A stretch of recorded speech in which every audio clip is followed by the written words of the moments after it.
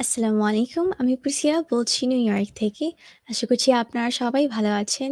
Welcome back to another live stream. আজকের live স্ট্রিমটি very special একটি live stream and hopefully very informative একটি live stream হবে আপনাদের জন্য। আমরা অনেক কথা বলবো about immigration and immigrating to Canada as a student, as a tourist or um, in general with your family. So আশা করছি যে আপনারা এই লাইভ স্ট্রিমটি শেয়ার করবেন and informative find করবেন। Before আমি introduce করি আমাদের স্পেশাল গেস্ট ফর টুডে, আমি a few words শেয়ার করতে চাই আপনাদের সাথে। So ফেসবুকে and ইউটিউবে অনেক এক্সটার্নাল পেজেস আছে, গ্রুপস আছে, প্রোফাইলস আছে আমার নামে। অ্যান্ড ওনারা অনেক পোস্ট করেন রিলিজনের এগেনস্টে, পলিটিক্স নিয়ে, ডোনেশনস কালেক্ট করতে, এটসেট্রা, এটসেট্রা। সো আমি সবাইকে ইনফর্ম করছি যে আমি কারো কাছ থেকে কোনো ডোনেশনস নেই না, কারো কাছ থেকে কোনো টাকা নেই না। অ্যান্ড আমি কোনো গ্রুপ অফ পিপলের এগেনস্টে কথা বলি না। কোনো ধর্মর এগেনস্টে নিয়ে কথা বলি না। কোনো পলিটিক্সের সাথে জড়িত না। কোনো পলিটিক্যাল পার্টিজের এগেনস্টে বা সাপোর্ট করে আমি কোনো কথা বলি না। তো এমন পোস্ট যদি দেখেন কোনো গ্রুপ, পেজ, প্রোফাইলে, প্লিজ ট্রাস্ট করবেন না। এটা ট্রু না, এটা আমি না। অ্যান্ড আমার যদি কিছু বলা থাকে, আপনাদের সাথে কিছু যদি শেয়ার করা থাকে, দেন আমি ভিডিওর মাধ্যমে শেয়ার করব। পোস্ট হিসাবে যদি দেখেন, then it's not true and it's not me. আমার জব না অন্যদেরকে ট্যাগ করতে, আমার জব হচ্ছে ভালো একটি মেসেজ স্প্রেড করতে। সো কিছু যদি দেখেন that's negative, probably not from me. And কেউ যদি আপনাকে মেসেজ করে অ্যান্ড বলে যে আপনার কাছ থেকে টাকা চায় বা সাহায্য চায় of any form, আমার নাম দিয়ে আপনাকে কনভিন্স করতে চেষ্টা করে, ওনাদেরকে প্লিজ রিপোর্ট করবেন। and that is that. Thank you so much যারা জয়েন করেছেন। যদি এখন এই লাইভ স্ট্রিমটি শেয়ার করেননি, প্লিজ শেয়ার করবেন। আজকে আমাদের সাথে আছেন একজন ভেরি স্পেশাল গেস্ট। উনি হচ্ছেন a regulated Canadian immigration consultant, MD Sharifuzzaman. উনি অনেক সাকসেসফুল ইন কানাডা। উনি বাংলাদেশিদেরকে অনেক হেল্প করেন।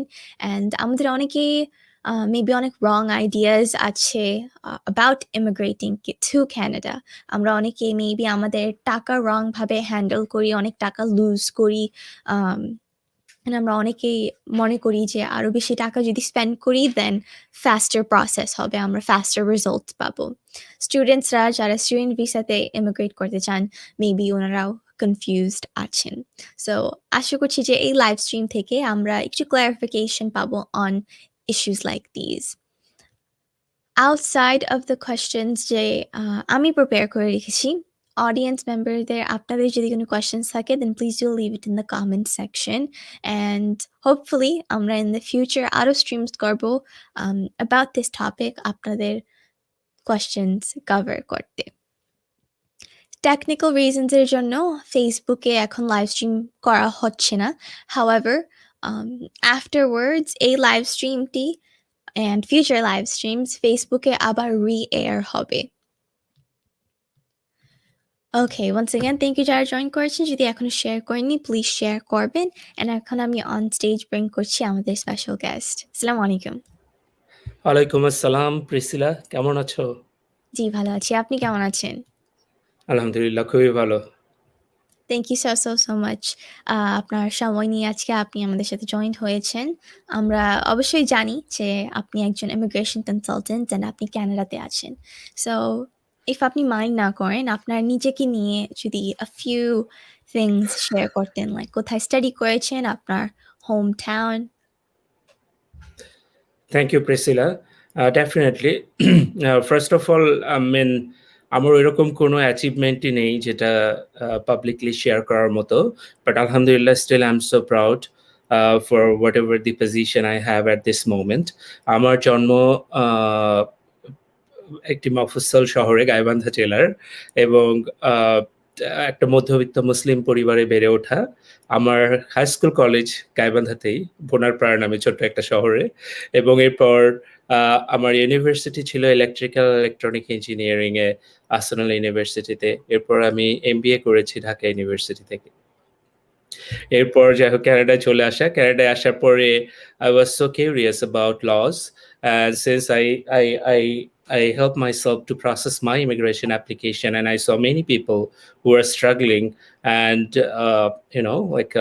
affected by the uh, different types of misrepresentation and fraudulent activities. I decided to study a diploma in immigration law. So after that, since this is a regulated profession, I had to get a license to practice immigration law. Thank you very, very much.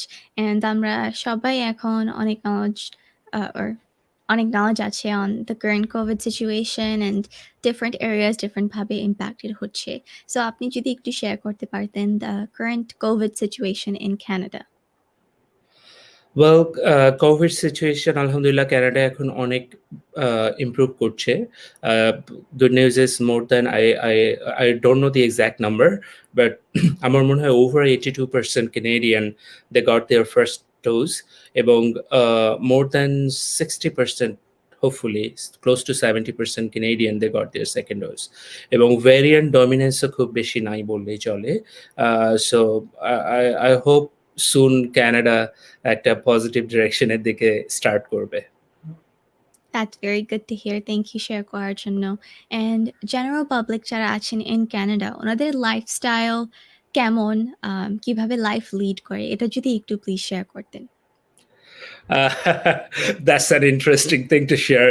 Canada, I guess আমি অনেকগুলো দেশ ভ্রমণ করার সুযোগ পেয়েছিলাম আমার জীবনে, and alhamdulillah I'm very glad যে I decided to come to Canada because Canadian I saw them, I mean তারা হয়তো দুনিয়াতে আমার দেখা সবচেয়ে বেশি রিল্যাক্স, ফান লাভিং এবং কি বলবো easy going people, no complaint এবং very slow country I would say comparing to other developed or developing countries.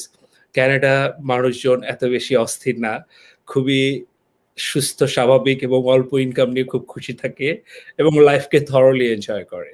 Very peaceful people. That's great to hear. Thank you.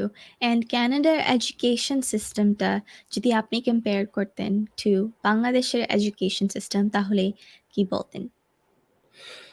Well, as you know, I mean, every developed country, education is, like their foundation, and this is their strength. যদি আমরা দেখি যে USA একটা সময় কিন্তু তারা যখন পাওয়ারে আসে তারা এডুকেশনকে পুঁজি করেই কিন্তু এরকম একটা পাওয়ারফুল কান্ট্রিতে এসছে। যে যতগুলো সাকসেসফুল কান্ট্রি আছে দে আর pretty much focused on their education because that's how you grow, that's how you become more stronger. So Canadian education, I would say, যদি ইন্টারন্যাশনাল বেঞ্চমার্ক বলি, ডেফিনেটলি ক্লাস 1 এবং এখানে পড়ালেখা গবেষণা ভিত্তিক এবং জীবন ভিত্তিক।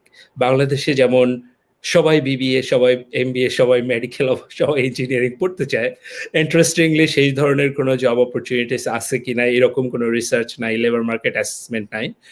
বাট ক্যানাডায় গভর্নমেন্ট বা প্রভিন্সিয়াল গভর্নমেন্টগুলো তাদের ফিউচার লেবার মার্কেট অ্যাসেস করে, ইন্ডাস্ট্রিয়াল ট্রেন্ডগুলো যাচাই করে যে ফিউচারে আসলে ইন্ডাস্ট্রি কোন দিকে মুভ করবে এবং কী ধরনের এডুকেশন দরকার যেন স্টুডেন্টরা বের হয়ে সরাসরি লেবার মার্কেটে ইকোনমিক্যালি কন্ট্রিবিউট করতে পারে। সো ইটস ভেরি সিম্পল যে তারা একদমই জীবনভিত্তিক পড়ালেখা করে। সবাই ইউনিভার্সিটিতে যেতে চায় না, which is another interesting thing. অনেকেই আছে যারা ছোটখাটো ট্রেড কোর্স বা ডিপ্লোমা করেই জবে জয়েন করে বা 12th গ্রেড শেষ করে অনেকে কাজ শুরু করে দেয়। সো কম্পেয়ারিং, আমি যদি টু বি ভেরি স্পেসিফিক আমি বলবো যে ক্যানাডার পড়ালেখা অনেকটাই জীবনভিত্তিক এবং প্র্যাকটিক্যাল পড়ালেখা দেন বুকিশ পড়ালেখা। Thank you so much. And generally মানুষ কেন ক্যানাডাতে ট্রাভেল করতে চায় or immigrate করতে চায়? ক্যানাডায় যারা আছেন ওনাদের জন্য বেনিফিটস কি আছে? And এই বেনিফিটস গুলো ভ্যারি করে কিনা based on social class? So যারা লোয়ার ক্লাসে আছে ওনাদের বেনিফিটস ভার্সাস যারা হায়ার ক্লাসে আছে কোনো বিগ ডিফারেন্স আছে কিনা? ইন্টারেস্টিং। হ্যাঁ, ক্যানাডায় আমার মনে হয় যে ক্যানাডায় ইকুয়ালিটিটা খুব ভালো। Unlike other developed countries, for example, America, Canadian government, the way they designed their social security system, basically তারা মোর ভালনারেবল যারা সোসাইটিতে, যাদের ইকোনমিক্যালি যারা স্ট্রং না, তাদেরকে বেশি হেল্প করে এবং প্রোটেক্ট করে। যেমন এখানে হেলথ বেনিফিটটা খুবই অ্যাক্সেসিবল এবং ভেরি মাচ ফ্রি। মানুষের স্বাস্থ্যের বিষয়ে গভর্নমেন্ট দেখে, এডুকেশন গভর্নমেন্ট দেখে, এবং social security in a sense মানুষের কথা বলার স্বাধীনতা, স্বাধীনভাবে চলার সবকিছু, মত প্রকাশের যে স্বাধীনতা এবং অন্যান্য স্বাধীনতা অনেক অনেক বেশি তুলনামূলকভাবে অন্যান্য অনেক দেশের থেকে, Australia, I mean develop country থেকে, ইংল্যান্ড, অস্ট্রেলিয়া। এই জন্য আমার মনে হয় যে অনেকেই যারা যারা মনে করে যে তারা একটা বেটার লাইফ দেখতে চায়, পিসফুল লাইফ দেখতে চায় এবং একটা স্বাধীন দেশে স্বাধীন মনোভাব নিয়ে বাঁচতে চায়, তারা হুম। কানাডা নিয়ে চিন্তা করে। That's good to hear. Thank you so much share করার জন্য। আমি a few questions দেখছি in the comment section and আমি confidently বলতে পারি যে এই কোয়েশ্চেনগুলো আমরা very very soon cover করব, so please do stay tuned for that. আমি আপনার কাছ থেকে জানতে চাই যে স্টুডেন্টসরা কিভাবে কানাডাতে ইমিগ্রেট করতে পারে বাংলাদেশ থেকে? স্টেপ বাই স্টেপ যদি প্লিজ শেয়ার করতেন, বিকজ আমি জানি যে অনেক স্টুডেন্টসরা টাকা স্পেন্ড করেন on different places, harassment face করেন। So what are the proper right steps? Right. So first of all, Priscilla, I mean, Bangladeshi students are অনেক smart. And in my experience, I saw যতগুলো ইউনিভার্সিটির সঙ্গে আমার সরাসরি যোগাযোগ হয়, বেশ অনেক ভালো ইউনিভার্সিটির সাথেই, সেখানে বাংলাদেশি স্টুডেন্টরা অনেক ভালো করে। বিকজ দ্য ওয়ে আমরা ওখানে হার্ডওয়ার্ক করে আসি, এখানে ওয়েস্টার্ন কনটেক্সটের স্টুডেন্টরা এত হার্ডওয়ার্ক করে না। সো এখানে যখন বাংলাদেশি স্টুডেন্টরা আসে, তারা খুবই ভালো করে। নাম্বার ওয়ান, তারা স্মার্ট, তারা ডিফারেন্ট ওয়েতে থিঙ্ক করতে পারে, যেটা অনেকেই পারে না। So this is an advantage যেটা বাংলাদেশি স্টুডেন্টরা ইউজ করতে পারে to come to Canada, unlike other students. যেমন স্টেপ বাই স্টেপ তুমি বলেছো। So firstly I would say যে প্রথমে ওই অ্যাটিটিউডটা থাকতে হবে। Number one, growing that passion যে yes, I want to go to Canada to study. So without having passion, যদি সারাদিন ঘুরে বেড়ায়, কোনো লাভ নাই। So creating passion would be the first thing to do, and then taking advantage of internet. Canadian immigration policy বা Canadian immigration process গুলো এত clean, clear এবং ট্রান্সপারেন্ট যে একজন স্টুডেন্টের কারো হেল্প দরকার নাই। না কোনো ইমিগ্রেশন লয়ার বা কোনো কনসালটেন্ট, কারো কোনো হেল্প দরকার নাই যদি স্টুডেন্টের কম্পিউটার এবং ইন্টারনেটে অ্যাক্সেস থাকে। সো বাংলাদেশে তো যে পরিমাণে আমি দেখি মানুষ ফেসবুক ইউজ করে, so hopefully everyone has that access to the internet and they can manage somehow to access different information in Canada as well. So এখানে যেটা ইন্টারেস্টিং যে তাকে যেটা করতে হবে, they have to find something. Number one, I said passion. Number two, তার equipment লাগবে, internet এবং কম্পিউটার, and then research. ক্যানাডার যে গভর্নমেন্ট ওয়েব পেজ, এটার একটা স্টুডেন্ট প্রোগ্রাম আছে, এখানে গিয়ে সে চাইলে রিসার্চ করতে পারে। But before researching about immigration, I would ask them to research about the programme they want to study in Canada. Because যখনই সে ক্যানাডায় আসতে চায়, তাকে প্রথম যে জিনিসটা প্রুফ করতে হয় যে there is a solid reason to come to Canada. যদি সে প্রুফ না করতে পারে যে তার ক্যানাডায় পড়ালেখা করার পিছনে একটা সলিড পারপাস আছে, তাহলে তার অ্যাপ্লিকেশন আসলে অ্যাকসেপ্ট হবে না। সো এই জন্যই তাকে তার প্রিভিয়াস এডুকেশন বা তার প্রিভিয়াস ব্যাকগ্রাউন্ড যা আছে, এটার সাথে মিল রেখে দেখতে হবে যে কোন ইউনিভার্সিটি, কোন কলেজের কোন প্রোগ্রামটা সে পছন্দ করে এবং সেই প্রোগ্রামের অ্যাডমিশন রিকোয়ারমেন্টটা কি। বেশিরভাগ ক্ষেত্রে অ্যাডমিশন রিকোয়ারমেন্টগুলো বলে দেওয়া থাকে খুব পরিষ্কারভাবে। So IELTS is one of the biggest requirement, যেটা নিয়ে বাংলাদেশি স্টুডেন্টরা বেশি ভয় পায়। ক্যানাডিয়ান অনেক ইউনিভার্সিটি বা কলেজ আছে যে, আমি কি অনেক বেশি কথা বলছি? জি না। যেটা করতে পারে যে আইএলস এর জন্য তারা, আইএলস এর রিকোয়ারমেন্ট খুব বেশি না, ওভারঅল 6.5, এবং কিছু ইউনিভার্সিটি এবং কলেজ আছে যারা ওভারঅল 6.5 এবং কোনো একটাতে 5.5 এর নিচে থাকলে ওরা অ্যাকসেপ্ট করে। সো অ্যাডমিশন পাওয়া shouldn't be a biggest problem. বেশিরভাগ কলেজ বা ইউনিভার্সিটিতে অ্যাডমিশন ফি হয়তো close two $75 to let's say $150, এবং যদি কারো ক্রেডিট কার্ড না থাকে, তবু তারা কোনো না কোনো ব্যাংকের থ্রুতে এই পেমেন্টটা প্রসেস করতে পারে। সো অ্যাডমিশন হয়ে গেলে তখন তাকে আসলে যেটা করতে হবে, তার ভিসা অ্যাপ্লিকেশন রেডি করতে হবে। এগেইন এটা খুবই ক্লিয়ারলি বলে দেওয়া, কারো কাছে যাওয়ার দরকার নেই, কোনো কনসালটেন্ট, কোনো ফার্মের কাছে যাওয়ার দরকার নেই। একজন স্টুডেন্ট যদি যথেষ্ট সময় থাকে জাস্ট বসে রিডিং পড়ার, আই হোপ যে he would be fine enough to prepare and submit his own application. এবং যে জিনিসগুলো আগে থেকেই মনে রাখা দরকার সেটা হচ্ছে যে IELTS এর preparation, since it is a language, এটা ওভার দি টাইম মানুষ গেইন করে। সো যখন একটা স্টুডেন্ট হয়তো এসএসসি বা এইচএসসি, ও লেভেল বা এ লেভেল অবস্থায় থাকে, তখনই যদি তার এই ইন্টেনশনটা থাকে I want to learn how to sit for IELTS, এবং অ্যাকর্ডিংলি সে যদি তার টাইমকে ম্যানেজ করে শুরু থেকে ইংলিশটা শিখতে পারে, তাহলে লাস্ট মোমেন্টে এসে আর এতটা প্রেশার পড়ে না তার উপর। So IELTS is very important, and proof of fund. Canada পড়ালেখা very expensive, close to, I mean, per year 15 to 20,000 Canadian dollars. So এবং লিভিং এক্সপেন্সও বেশ হাই। সো যারা স্কলারশিপ পায় না বা স্কলারশিপ নিয়ে যথেষ্ট রিসার্চ করে না, তাদেরকে নিজেদের পকেটের টাকা দিয়ে পড়তে হয়। সেক্ষেত্রে তার ফ্যামিলি থেকে কোনো একজন থাকতে হয় যে তাকে এই ফাইন্যান্সিয়ালি সাপোর্টটা দিবে, বা তার নিজের ইনকাম থাকতে হয় যেটা দিয়ে সে প্রুফ করতে পারবে যে দি applicant has enough financial support to conduct the education in Canada. এবং এটার জন্য যত দীর্ঘ সময় হয়, definitely more than 6 months, for at least 4 months, but 6 months is recommended. এরকম সময়ের যদি প্রুফ অফ ফান্ড দেখাতে পারে, ইট উড বি হেল্পফুল। এছাড়া টিচারের রেফারেন্স এসব কিছু জোগাড় করতে পারে। I think that's it. এভাবেই স্টার্ট করতে পারে। Thank you so much আপনার রেসপন্সের জন্য। And adding on to that last question, যদি কেউ হায়ার এডুকেশন পারসিউ করতে চায়, লাইক PhD ডিগ্রি যদি রিসিভ করতে চায় ইন ক্যানাডা, প্রসিডিউরস গুলা কি সেম অর ডিফারেন্ট? প্রসিডিউরসগুলো এক্স্যাক্টলি সেম, কিন্তু একটা জায়গায় সামান্য ডিফারেন্স আছে। পিএইচডি স্টুডেন্টদেরকে যেটা করতে হয়, ওদেরকে আসলে প্রথমে একজন ফেলো সিলেক্ট করতে হয়, বা পিএইচডি যেহেতু রিসার্চ পেজ, তাদেরকে কোনো একজনকে কোনো একটা ইউনিভার্সিটি এবং তার ইন্টারেস্ট এরিয়া যেটা নিয়ে সে রিসার্চ করতে চায়, তার ইন্টারেস্ট এরিয়ার সাথে ম্যাচ করে একজন ফ্যাকাল্টি বের করতে হয় যার কমন ইন্টারেস্ট এরিয়া আছে রিসার্চে ইন্টারন্যাশনালি এবং ডোমেস্টিক্যালি কানাডিয়ান গভর্নমেন্ট অনেক ফান্ড দেয়, যার ফলে পিএইচডি স্টুডেন্টরা বেশিরভাগই সময় তাদের কিন্তু পকেট থেকে কোনো টাকা খরচ করতেই হয় না, তারা বেসিক্যালি করতে পারে, আই মিন গভর্নমেন্ট ফান্ড দিয়েই পড়ালেখা করতে পারে।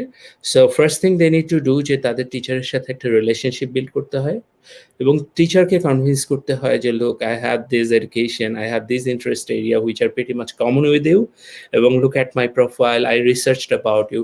বাংলাদেশের ছেলে মেয়েরা যে কারণে একটু পিছায়, দে ডিরেক্টলি বলে আমাকে টাকা দাও, I want to go and study. কিন্তু অ্যাপ্রোচটা যেরকম হতে পারে যে ফ্যাকাল্টি বা যে ইউনিভার্সিটিতে সে যেতে চায়, সেখানকার টিচারের সাথে প্রথমে একটা রিলেশনশিপ বিল্ড করা, কমন ইন্টারেস্ট খুঁজে বের করা যে আসলে সে কোন জিনিস নিয়ে কাজ করতে চায়, অ্যান্ড দেন তার যত প্রকারের আর্টিকেলস আছে বা পাবলিকেশনসগুলো আছে, এগুলো নিয়ে একটু সময় দেওয়া, স্টাডি করা, এবং এগুলো বলে তাকে ইমপ্রেস করা। হ্যাঁ, এরপর যদি তাকে অ্যাপ্রোচ করা হয় যে you know what, like I already studied everything about you and I found you the most suitable person who can help me in my PhD, definitely there is a, you know, like highest possibility of receiving fund from that university and teacher. That's great to know, thank you. আমরা স্টুডেন্টসদের নিয়ে এখন কথা বলেছি। এখন যদি কোনো family legally immigrate করতে চায়, what are the steps that they should take? অনেকগুলো প্রোগ্রাম আছে আসলে ক্যানাডায়, ওভার 76 ডিফারেন্ট প্রোগ্রামস আছে ইকোনমিক এবং ডিফারেন্ট ক্লাসে, যেগুলো বিভিন্ন ফ্যামিলিকে ক্যানাডায় আসতে হেল্প করতে পারে। ইটস অল অ্যাবাউট ডিপেন্ডিং ওই ফ্যামিলির যে তাদের পার্সোনাল ব্যাকগ্রাউন্ড অর তাদের কনটেক্সটের উপরে নির্ভর করে।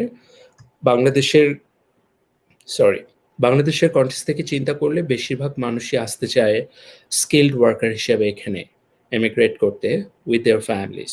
সো ডেফিনেটলি যারা স্কিলড ওয়ার্কার হিসেবে আসতে চায়, বাংলাদেশে মানুষ অনেক ইনফরমেশন পায় থ্রু ফেসবুক, ইউটিউব এসব থেকে, যারা বিজনেস করে তাদের ওয়েব পেজ থেকে।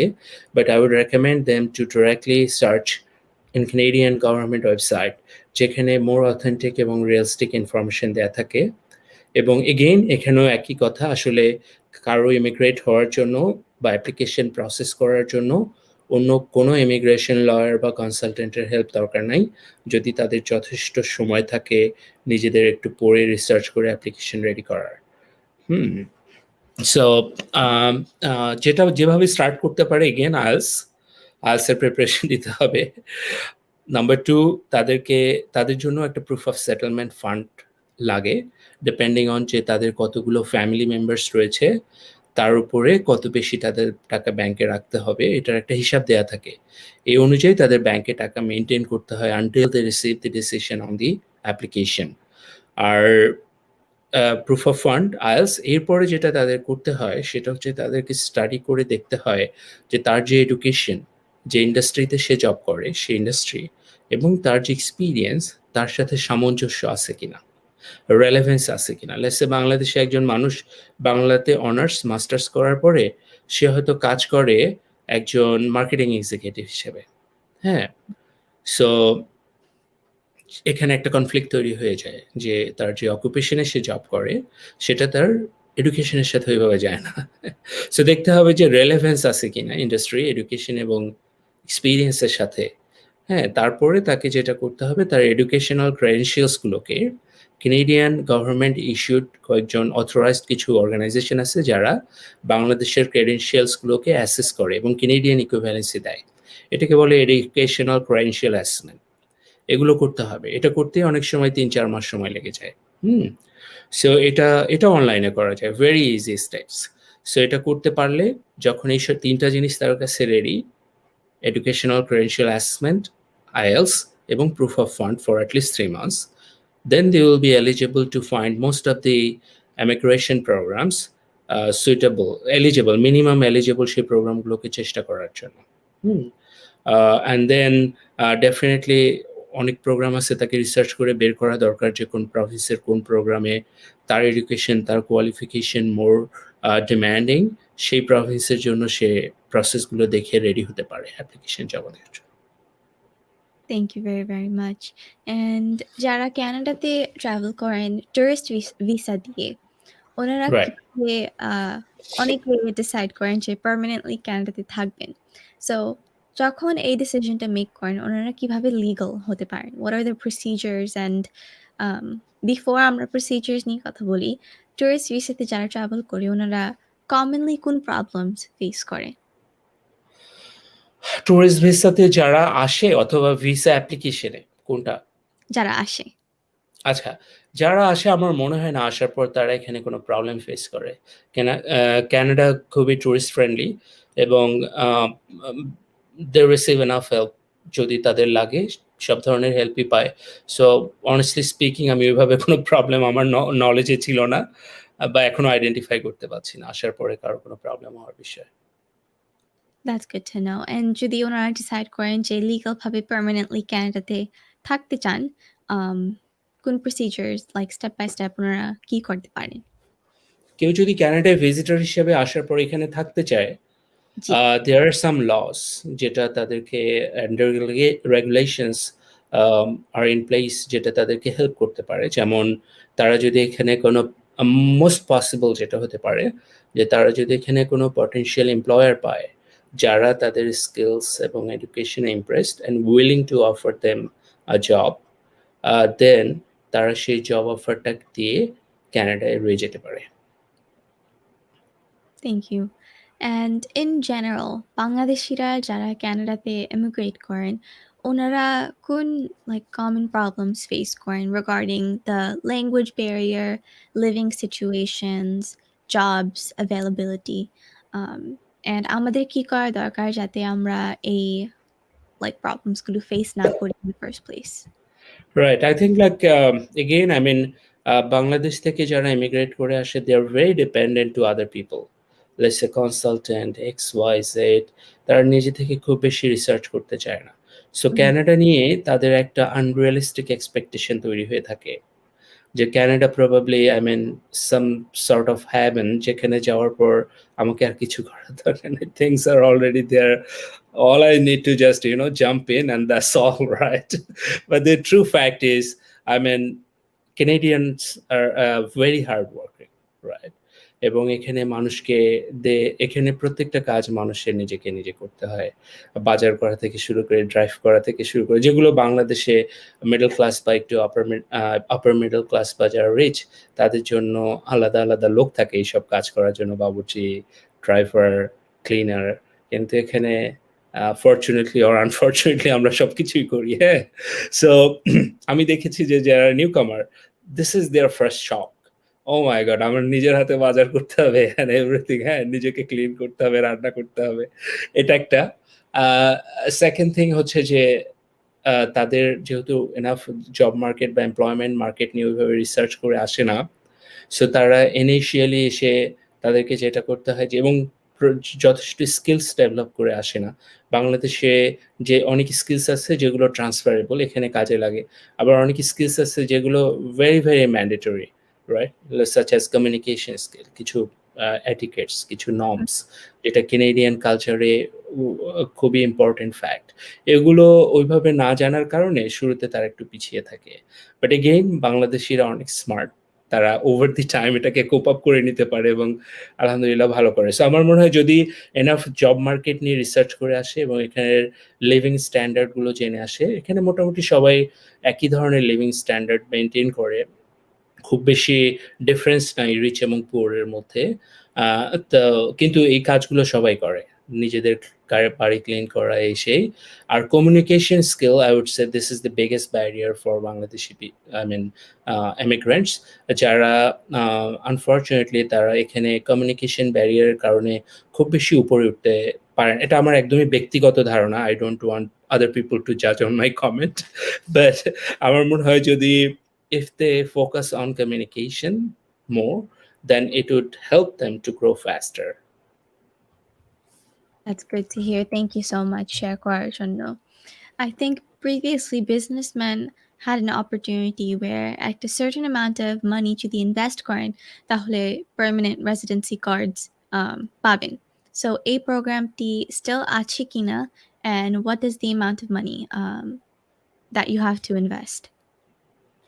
Okay, so in entrepreneur program এগুলো এখনো আছে, but there are many different entrepreneur programs. If I segment them, number 1 হতে পারে কিছু federally operated entrepreneur program, যেটা ফেডারেল গভর্নমেন্ট একদম শক্ত হাতে মেইনটেইন করে। আর জি। প্রত্যেকটা প্রভিন্সে তাদের নিজস্ব provincial entrepreneur program আছে to subsidize or give advantage to those entrepreneurs. They can come to their province to help their economy to grow, right?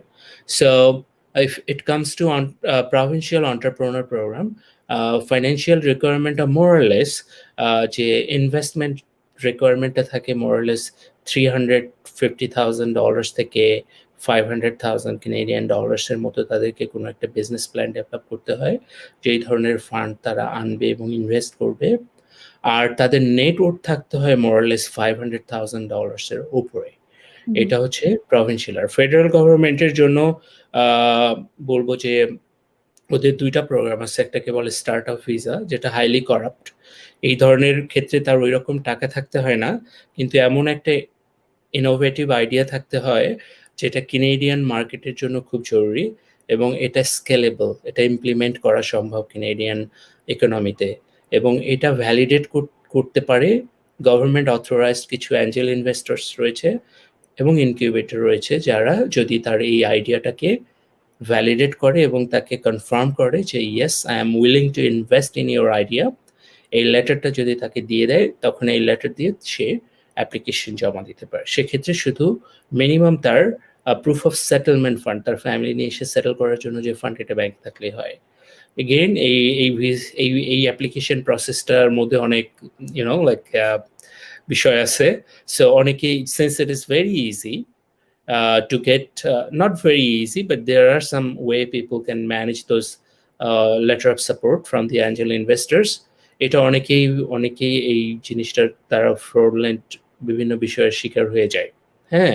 এবং পরে দেখা যায় লেটার পেল, কিন্তু যখন ভিসা অ্যাপ্লিকেশন জমা দেয় তখন ভিসা অফিসার কনভিন্স হয় না এবং তার ব্যাকগ্রাউন্ড, তার এডুকেশন, তার কোয়ালিফিকেশন, তার এক্সপিরিয়েন্সের সাথে হয়তো ওই আইডিয়া ম্যাচই করে না। তখন গিয়ে আসলে যদিও সে অনেক পয়সা খরচ করে হয়তো এই লেটারটা জোগাড় করে, তার অ্যাপ্লিকেশনটা আল্টিমেটলি রিফিউজ হয়ে যায়। আরেকটা প্রোগ্রাম আছে ওদের যেটাকে বলে owner operator program. It's not something যে সরাসরি সে পিআর অ্যাপ্লিকেশন জমা দিতে পারে। বাট কেউ যদি কানাডিয়ান কোনো একটা ভালো সাকসেসফুল বিজনেসের মোর দ্যান 50% শেয়ার কিনতে পারে এবং সে যদি প্রুভ করতে পারে তার স্কিলস, এক্সপেরিয়েন্স এবং education is very necessary to bring in Canada two operate that business, তখন গভর্নমেন্ট তাকে একটা স্পেশাল এমপ্লয়মেন্ট অফার দেয় যেটা নিয়ে সে এসে তার নিজের বিজনেস অপারেট করতে পারে। অ্যান্ড ওভার দি টাইম যখন তার কানাডিয়ান এক্সপিরিয়েন্স হয়ে যায় তখন সেটা তাকে এলিজিবল করে পিআর অ্যাপ্লিকেশন জমা দিতে। Thank you. And adding on to the last question, কোনো ওয়ে আছে কিনা বাংলাদেশ থেকে লিগালি এই টাকাটি ইনভেস্ট করার জন্য? বিকজ আমি একটা নিউজ পেপারে দেখছিলাম যে এক বাংলাদেশের ব্যাংকের এক্স গভর্নর বলেছিলেন যে বাংলাদেশের গভর্নমেন্ট এমন investments two foreign countries allow করে না। সো আপনার কোনো নলেজ আছে কিনা এই বিষয় নিয়ে? Sorry, can you just say it again? জি। আমরা প্রিভিয়াস কোয়েশ্চেনে কথা বলেছিলাম about investing. সো কোনো ওয়ে আছে কিনা যে বাংলাদেশীরা বাংলাদেশ থেকে এমন ইনভেস্টমেন্টস করবেন টু ক্যানাডা? বিকজ আমি পড়েছিলাম একটা নিউজ পেপারে যে বাংলাদেশের ব্যাংকের এক্স গভর্নর বলেছিলেন যে বাংলাদেশের গভর্নমেন্ট এমন investments two foreign countries allow করে না। সো আপনার কোনো নলেজ আছে কিনা এই বিষয়ে? আমি বাংলাদেশের এই আইন সম্বন্ধে খুব বেশি আমার ধারণা নাই। বাট আমি যেটা জানি, আমি বাংলাদেশী অনেকগুলো আ কর্পোরেশনে কাজ করার সুযোগ হয়েছিল। And I saw many of them they have overseas operation. So I really don't think যে ডিরেক্ট ইনভেস্টমেন্টে কোনো অবজেকশন থাকার কথা না। But there are some regulations যেটা ইন প্লেসে আছে যে if you are transferring fund from Bangladesh to other country, সেটা you cannot just take it away. You should give enough justification to the government and regulatory bodies such as Bangladesh Bank to prove যে তুমি money laundering করছো না। This fund is going to somewhere that would protect Bangladesh's interest as well. Because একজন বাংলাদেশী যদি globally business operate করতে পারে, let's say আমি বলি ক্যানাডা যদি ইন্ডিয়ায় যেতে চায় বিজনেস করতে টাকা নিয়ে, তার পারপাস হচ্ছে সে ইন্ডিয়ায় ব্যবসা করে তার প্রফিট আরও কি ক্যানাডায় নিয়ে আসবে। That would create more employment opportunity and economic advantage. So Bangladeshi government যতগুলো ব্যারিয়ার তৈরি করে এগুলো যদি পজিটিভলি হেল্প করতো আমার মনে হয় খুব ভালো হতো। কিন্তু এই ব্যারিয়ার্সগুলো অপোজিটলি ওয়ার্ক করে আমি যদি বলি। যেমন মানুষ তো হুন্ডি করে ২ নাম্বারি করে টাকা ঠিকই বের করে নিয়ে যায়। যারা করাপশন করে তারা টাকা তো বের করে নিয়ে চলেই যায়। হ্যাঁ? যদি এছাড়া একটা ফেভারেবল ইনভেস্টমেন্ট অপরচুনিটি তৈরি করা হয়, আমি জানি না আছে কিনা, যদি থাকে ভালো। বাট যদি তৈরি করা সম্ভব হয় যে লফুলি যার টাকা আছে সে গিয়ে ইনভেস্ট করতে পারবে। বাট শর্ত হচ্ছে এই টাকার প্রফিট ঘুরে আসতে হবে বাংলাদেশে। That would help to create more business relationship with Canada or like other countries এবং that would create more positive impression globally, economy help পাবে এবং employment opportunity তৈরি হবে for sure. That's my thought. Thank you so much. And before আমরা continue করি, যারা এখনো এই লাইভ স্ট্রিমটি শেয়ার করেননি প্লিজ শেয়ার করবেন। সো আমরা প্রিভিয়াসলি কথা বলেছিলাম a little bit about students and আপনি বলেছিলেন যে they're very smart, অনলাইন থেকে ইন্টারনেট ইউটিলাইজ করে ওনারা প্রসেসটা কমপ্লিট করতে পারেন। সো ইমিগ্রেশন লয়ার বা কনসালটেন্ট কখন লাগবে? কোনো এক্সট্রা অ্যাডভান্টেজ দেয় কিনা ইমিগ্রেশন অ্যাপ্লিকেশনে? Absolutely no. কোনো ইমিগ্রেশন লয়ার বা কোনো কনসালটেন্ট যদি কেউ হায়ার করে এটার জন্য জিরো এক্সট্রা অ্যাডভান্টেজ। সো এটা যদি কারো মাথায় থাকে please forget this. I mean being like immigration law practitioner I can confidently say যদি কেউ বলে যে তুমি আমার কাছে আসো and I can help you and that would help you to get a visa quickly, অথবা কোনো অ্যাডভান্টেজ আছে আমার গভর্নমেন্টের সাথে এই সেই আমি দ্রুত করে দিব, this is just a lie. So if you want to believe in this you can, but I would never do that since I know the process, right? এখানে কোনো ধরনের এক্সট্রা অ্যাডভান্টেজ নাই যদি কেউ কোনো লয়ার বা কোনো কনসালটেন্টের হেল্প নেয়। বাট যে অ্যাডভান্টেজটা তারা পেতে পারে সেটা হচ্ছে যে অনেক সময় অনেক মানুষের ইনফরমেশন প্রসেস এবং ইন্টারপ্রেট করে অ্যাকর্ডিংলি অ্যাক্ট করা কঠিন হতে পারে। হ্যাঁ? অনেকের ব্যারিয়ার থাকে ইনফরমেশন প্রসেসিং, ইন্টারপ্রিটেশন এবং অ্যাপ্লিকেশন লেভেলে আনতে। সেক্ষেত্রে অনেকেই অনেক ধরনের ভুল করে অ্যাপ্লিকেশন রেডি করতে, বা আননেসেসারি ফেক স্টোরি নিয়ে আসে। হুম? হুম, সো কমনলি যত স্টাডি পারমিট অ্যাপ্লিকেশনের রিফিউজালস আমি দেখেছি, সেগুলো ভেরি অ্যাবসার্ড, মানে জাস্ট মন মতো করে যা খুশি তাই সে প্রুফ করার চেষ্টা করছে। সো আমার মনে হয় তারা যদি একটু রিসার্চ করে যে রিজনস অফ রিফিউজালস গুলো কেন হয় এবং কিভাবে এগুলো ওভারকাম করা যায়, তাহলে এই মিসকনসেপশন থেকে তারা বের হয়ে আসতে পারবে। অনেকেই মনে করে আমি অনেক টাকা দেখালে হয়তো আমার ভিসা অ্যাপ্রুভ হবে। অনেকেই মনে করে আমি হয়তো অনেক বড়, বড় কথা বললে আমার ভিসা অ্যাপ্রুভ হবে। আমার মন্ত্রী মিনিস্টারের সাথে ফ্রেন্ডশিপ আছে এগুলো বললে। So hmm. This are I mean এগুলো কেউ কেয়ার করে না এখানে। Thank you very, very much. And previously, a live stream আপনি also mentioned করেছিলেন the importance of IELTS. So, ক্যানাডাতে immigrate করা যায় কিনা IELTS ছাড়া? Yes or no, I mean কিছু ভেরি, ভেরি স্পেসিফিক কিছু প্রোগ্রাম আছে। হ্যাঁ? আই মিন হুম, যদি কানাডার টোটাল ইমিগ্রেশনের ভলিউম আমি চিন্তা করি, it would be even less than 0.0001%। So আমি এই নমিনাল অ্যামাউন্ট অফ পার্সেন্টেজ এর যেখানে পসিবিলিটি, সেটা নিয়ে ভরসা করে definitely I would not try যে I would like to go to Canada, right? So hmm. আমার মনে হয় যে যারা ক্যানাডায় ইমিগ্রেট করতে চায়, ওয়াইজ অ্যাডভাইস হবে যে ডেফিনিটলি ট্রাই সামথিং যেটা আইএলটিএস দিয়ে আসতে হয়। Thank you very much. And আমরা কথা বলেছিলাম application নিয়ে a little bit. So, right, right.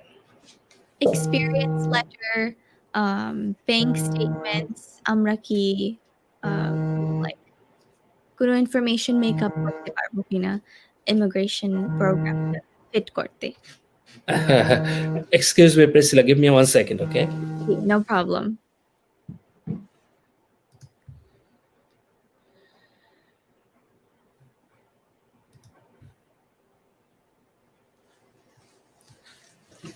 Sorry, আমার একটা ফোন ভাইব্রেট করছিল।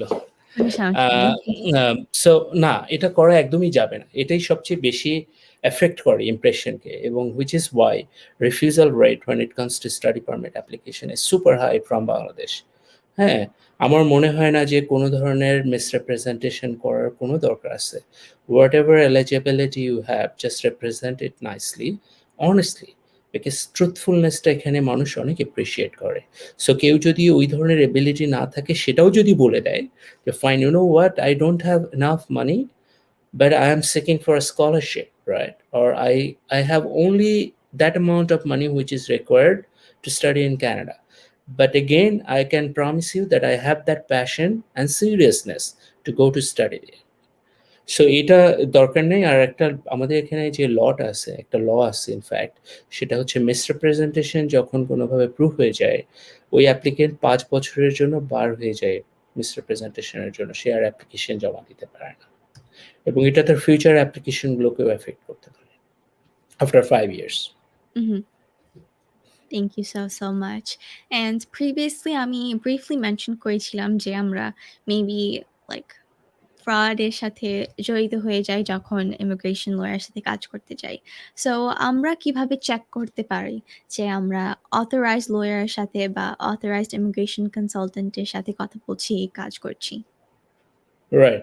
It's very easy again, I mean যদি গুগলে গিয়ে কেউ টাইপ করে যে অথরাইজড ইমিগ্রেশন কনসালটেন্ট অথবা government authorized immigration consultant in Canada গিয়ে সার্চ করে, দে উইল ফাইন্ড canada.ca এর গভর্নমেন্ট ওয়েবসাইটে একটা লিঙ্ক পাবে। অন্য লিঙ্কে গেলে এটা মিসগাইড করতে পারে। যেটা স্টার্ট হয় canada.ca দিয়ে, হুম, ওখানে গিয়ে ওই লিঙ্কে একদম গভর্নমেন্ট লিস্ট দিয়ে থাকে। ইনফ্যাক্ট যাদের লাইসেন্স আছে কিন্তু তারা কোনো কারণে সাসপেনশনে আছে, তারা কোনো কারণে ইনভেস্টিগেশনে আছে, বা কেউ রিটায়ারমেন্ট, সেটাও ডিটেইল লেখা থাকে, হ্যাঁ? সো কোনো কিছুই তার মানে যতটুকু ইনফরমেশন তার জানা দরকার সে জাস্ট ব্রাউজ করে চেক করে নিতে পারবে। Thank you very, very much. I think এটা অনেক হেল্পফুল হবে ফর দ্য ভিউয়ার্স। অ্যান্ড আমরা যদি আনফরচুনেটলি ইমিগ্রেশন ফ্রড এর সাথে ওর ফ্রড এক্সপেরিয়েন্স করি, তাহলে আমরা কিভাবে, কোথায় এন্ড কিভাবে রিপোর্ট করতে পারি এই সিচুয়েশনটি? রাইট। সো আমার মনে হয় যে I saw Canada is one of the, you know, like, countries যারা ইমিগ্রেশন ফ্রড খুব স্ট্রিক্টলি হ্যান্ডেল করে। So all you need to again search immigration, just go to Google, search report immigration fraud in Canada. That's it. এই government ওয়েবসাইটের email address আসবে, government phone number থাকবে এবং একটা link থাকবে। সে চাইলে ওই লিঙ্কে গিয়ে নিজের যদি আইডেন্টিটি ডিসক্লোজ করতে নাও চায় সেটাও জি। সে পারবে। তার আইডেন্টিটি ডিসক্লোজ না করেও সে কমপ্লেইন রেজ করতে পারবে এবং যথেষ্ট, বাট দ্য ফ্যাক্ট ইজ তাকে সাফিসিয়েন্ট সাপোর্টিং ডকুমেন্টস দিয়ে কমপ্লেইন করতে হবে। শুধু জাস্ট মুখের কথা বললেই হবে না যে এই লোক খারাপ, একে ধরতে হবে। যথেষ্ট প্রুফ তাকে গভর্নমেন্টকে দিতে হবে যেন তারা ফিল করে যে ইয়েস এখানে কিছু হয়েছে and we should investigate this. Thank you very, very much. And আমাদের ইমিগ্রেশন ডিসিশন পাওয়ার পরে আমরা কিভাবে আপিল করতে পারি ইফ আমরা এই ডিসিশনটা মেক করি? রাইট। সো আপিল করার জন্য না একটা এলিজিবিলিটি লাগে। বেশিরভাগ সময় স্টুডেন্টরা তাদের ডিসিশন শেষ হলে অনেকেই বলে I want to appeal. But unfortunately Canadian law সবাইকে আপিল করার রাইট দেয় না। স্পেশালি যারা টেম্পোরারি রেসিডেন্ট ভিসা অ্যাপ্লাই করে, লেটস সে ভিজিটর ভিসা বা স্টাডি ভিসা বা ওয়ার্ক ভিসা।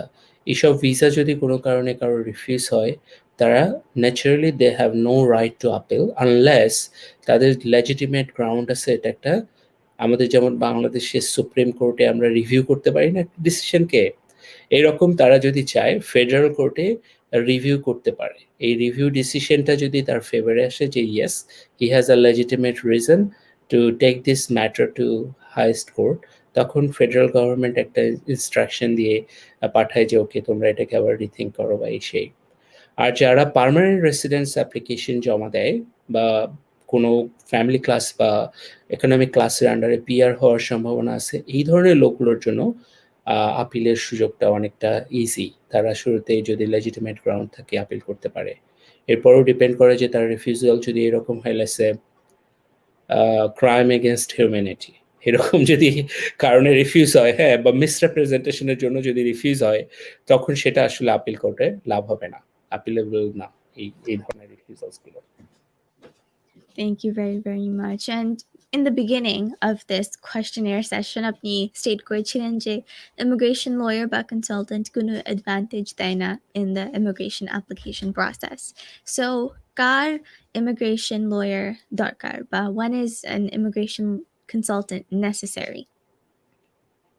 আমার মনে হয় অনেকেই আছে যারা ওদের অ্যাপ্লিকেশনে অনেক কমপ্লিকেশন থাকতে পারে ডিউ টু তাদের nature of relationship, nature of family structure, nature of business they do, এবং লেটস সে তাদের রিফিউজাল ছিল কোনো সময়, হ্যাঁ, বা অনেক ধরনের ইনঅ্যাডমিসিবিলিটি, কানাডিয়ান লস বলে যে কিছু বিষয় থাকলে তারা অ্যাডমিসিবল না ইন কানাডা। সেক্ষেত্রে ইনঅ্যাডমিসিবিলিটিগুলো ওভারকাম করার জন্য অন্য কোনো লজ আছে কিনা যেগুলো হেল্প করতে পারে।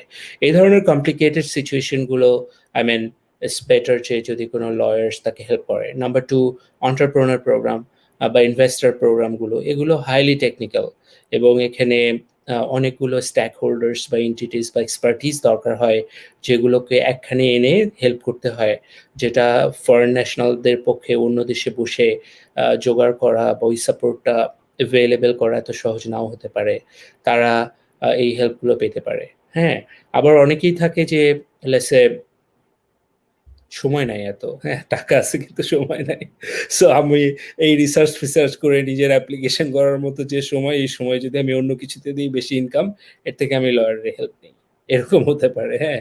সো আমার মনে হয় এটা, আর আবার অনেকেই মনে করতে পারে যে you know what, like I don't really find myself that smart যে আমি এটা করে কনফিডেন্টলি সাবমিট করতে পারবো। আদার দেন দ্যাট আমার মনে হয় যে মেজরিটি লোকজন তারা নিজেরাই চেষ্টা করা উচিত।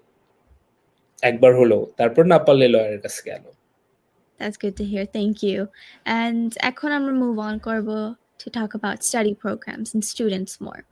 So কানাডাতে many provinces আছে। So আপনার opinion-এ কোন province-টা future students-দের জন্য ভালো and health coverage-টা কি international students-দের জন্য? Yes, absolutely. Canada, Priscilla, Canada is a very nice country for the students. I mean, I never saw অন্য কোনো কান্ট্রি এরকম জামাই আদর করে স্টুডেন্টদেরকে। মানে student they get pretty much like you know like health coverage বেশিরভাগ প্রভিন্সই ইন জেনারেলি মানুষদেরকে যে ধরনের হেলথ সাপোর্ট দেয়, একটা স্টুডেন্টদেরকে ইকুয়ালি হেলথ সাপোর্ট দেয়। হুম, কানাডার স্টুডেন্টরা এখানে আসার পর দিন থেকেই they can work part time. There is a regulation, যখন তারা ফুল টাইম স্টাডি করে তখন হুম। তারা 20 ঘন্টা উইকলি কাজ করতে পারে, হুইচ ইজ আ লট। তাদের লিভিং এক্সপেন্সেস তারা এই ধরনের কাজ করেই করতে পারে।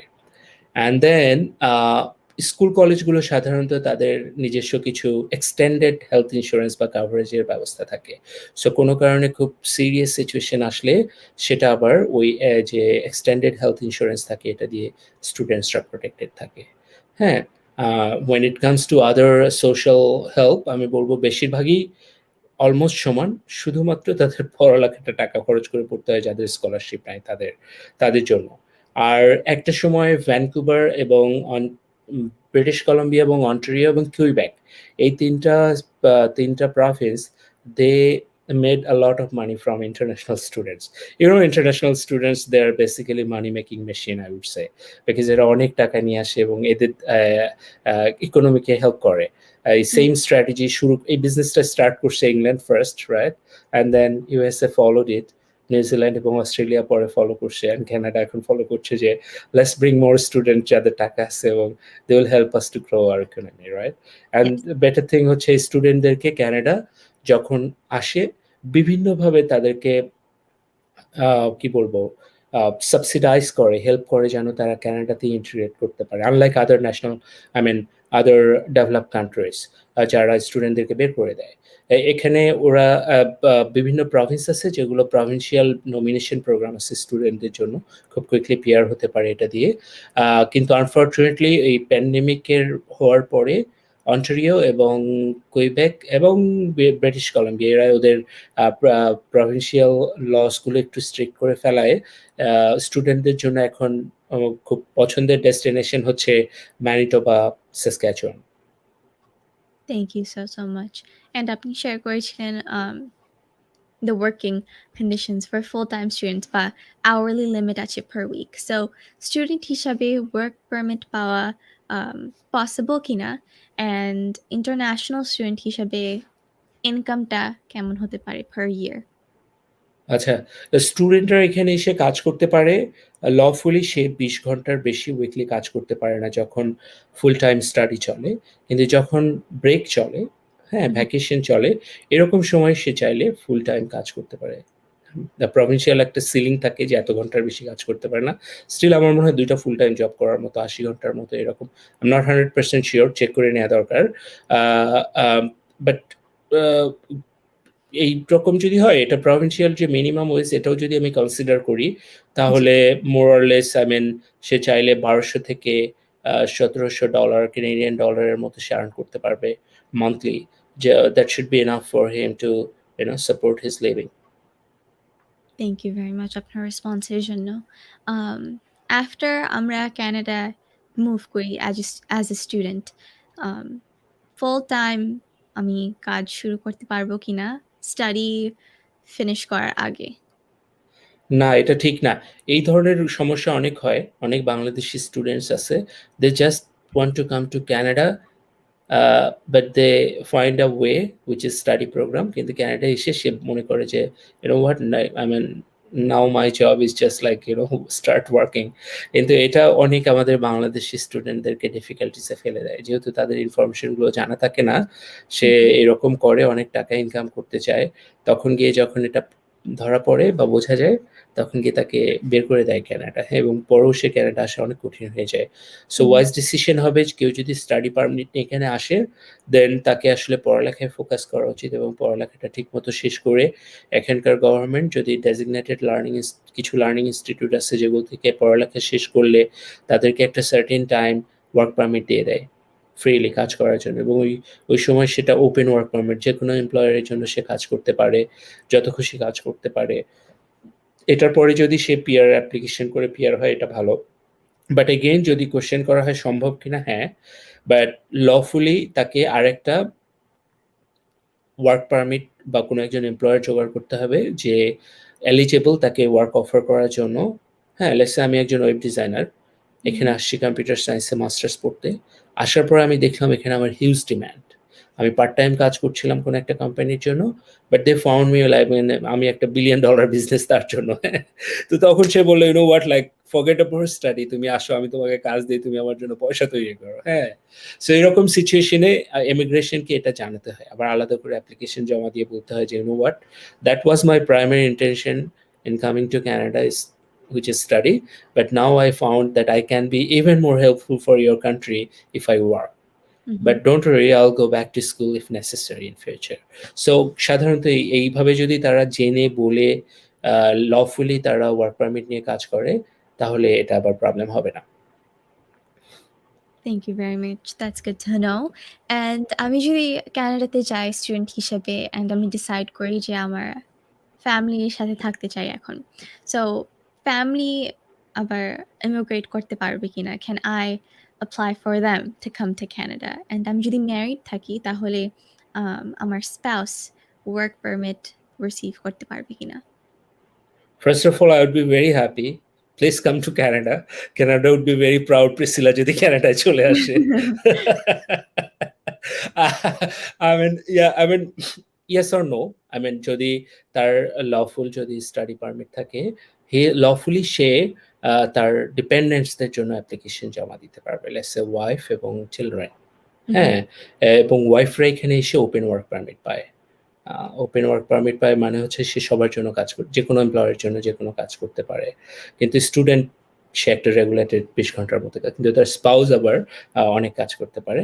তার বাচ্চারা আসতে পারবে, হ্যাঁ, এবং বাচ্চাদের এখানে এসে তারা যদি আন্ডার 12 হয়, আই মিন 12 গ্রেডের নিচে হলে তারা ওই যে গভর্নমেন্ট সাবসিডাইজড যে পাবলিক স্কুল সেখানে পড়লে ফ্রি এডুকেশনও পাবে। কিন্তু 12 গ্রেডের পরে ইউনিভার্সিটি বা কলেজে যেতে হলে তাদেরকে পয়সা খরচ করে পড়তে হবে। মেডিকেল মোরাললেস একই রকম সুবিধা পায়, আমরা কেনেডিয়ানরা যেরকম সুযোগ সুবিধা পাই, ধরা যায় কাছাকাছি সুযোগ সুবিধায় ওরাও পায়। আর but if you are saying about those program যেটা হাইলি পপুলার ইন বাংলাদেশ, যে যদি তোমার একটা বাচ্চা থাকে, হ্যাঁ, যদি তাকে তুমি কানাডায় স্টুডেন্ট হিসেবে ভিসা দিয়ে তোমরা সবাই পিআর হয়ে চলে যাবা, ইটস আ লাই। এরকম কোনো প্রোগ্রাম নাই যেটা বাচ্চা এখানে স্টাডি পারমিট পেলে বাবা মারা ওয়ার্ক পারমিট পাবে বা পিআর পাবে, এখানে সে কাজ করতে পারবে। বাট এগেইন, যদি কোনো অ্যাডাল্ট স্টুডেন্ট আসে যারা ইউনিভার্সিটি বা কলেজে, তার যদি বউ বাচ্চা থাকে তাদেরকে সে আনতে পারবে। কিন্তু বাবা মারা চলে আসবে, মাইনর স্টুডেন্টদের সাথে সে পিআর হয়ে যাবে, এটা সরাসরি মিথ্যা কথা। তবে যেটা সত্যি হতে পারে, যেভাবে রিপ্রেজেন্ট করা হয় বিষয়টা, এটা মিথ্যা, কিন্তু অনেকেই আছে যাদের সলিড রিজন আছে যে বাংলাদেশে তার ছোট বাচ্চাকে সে পড়াতে চায় না। এবং বাংলাদেশে অনেক ডিফিকাল্ট, আমি কি বলবো, যারা হচ্ছে যে বাচ্চাদের জন্য একটু স্পেশাল চাইল্ড, এদের জন্য এরকম ভালো স্কুল নাই, মোস্ট প্রবাবলি, আমি শিওর না। যার ফলে যদি কোনো বাচ্চা এমন থাকে যার স্পেশাল অ্যাটেনশন দরকার, এবং there is a genuine need যে তাকে ক্যানাডায় আনলে এই বাচ্চাটা একটা বেটার লিভিং এবং বেটার ফিউচার পাবে, বেটার এডুকেশন পাবে।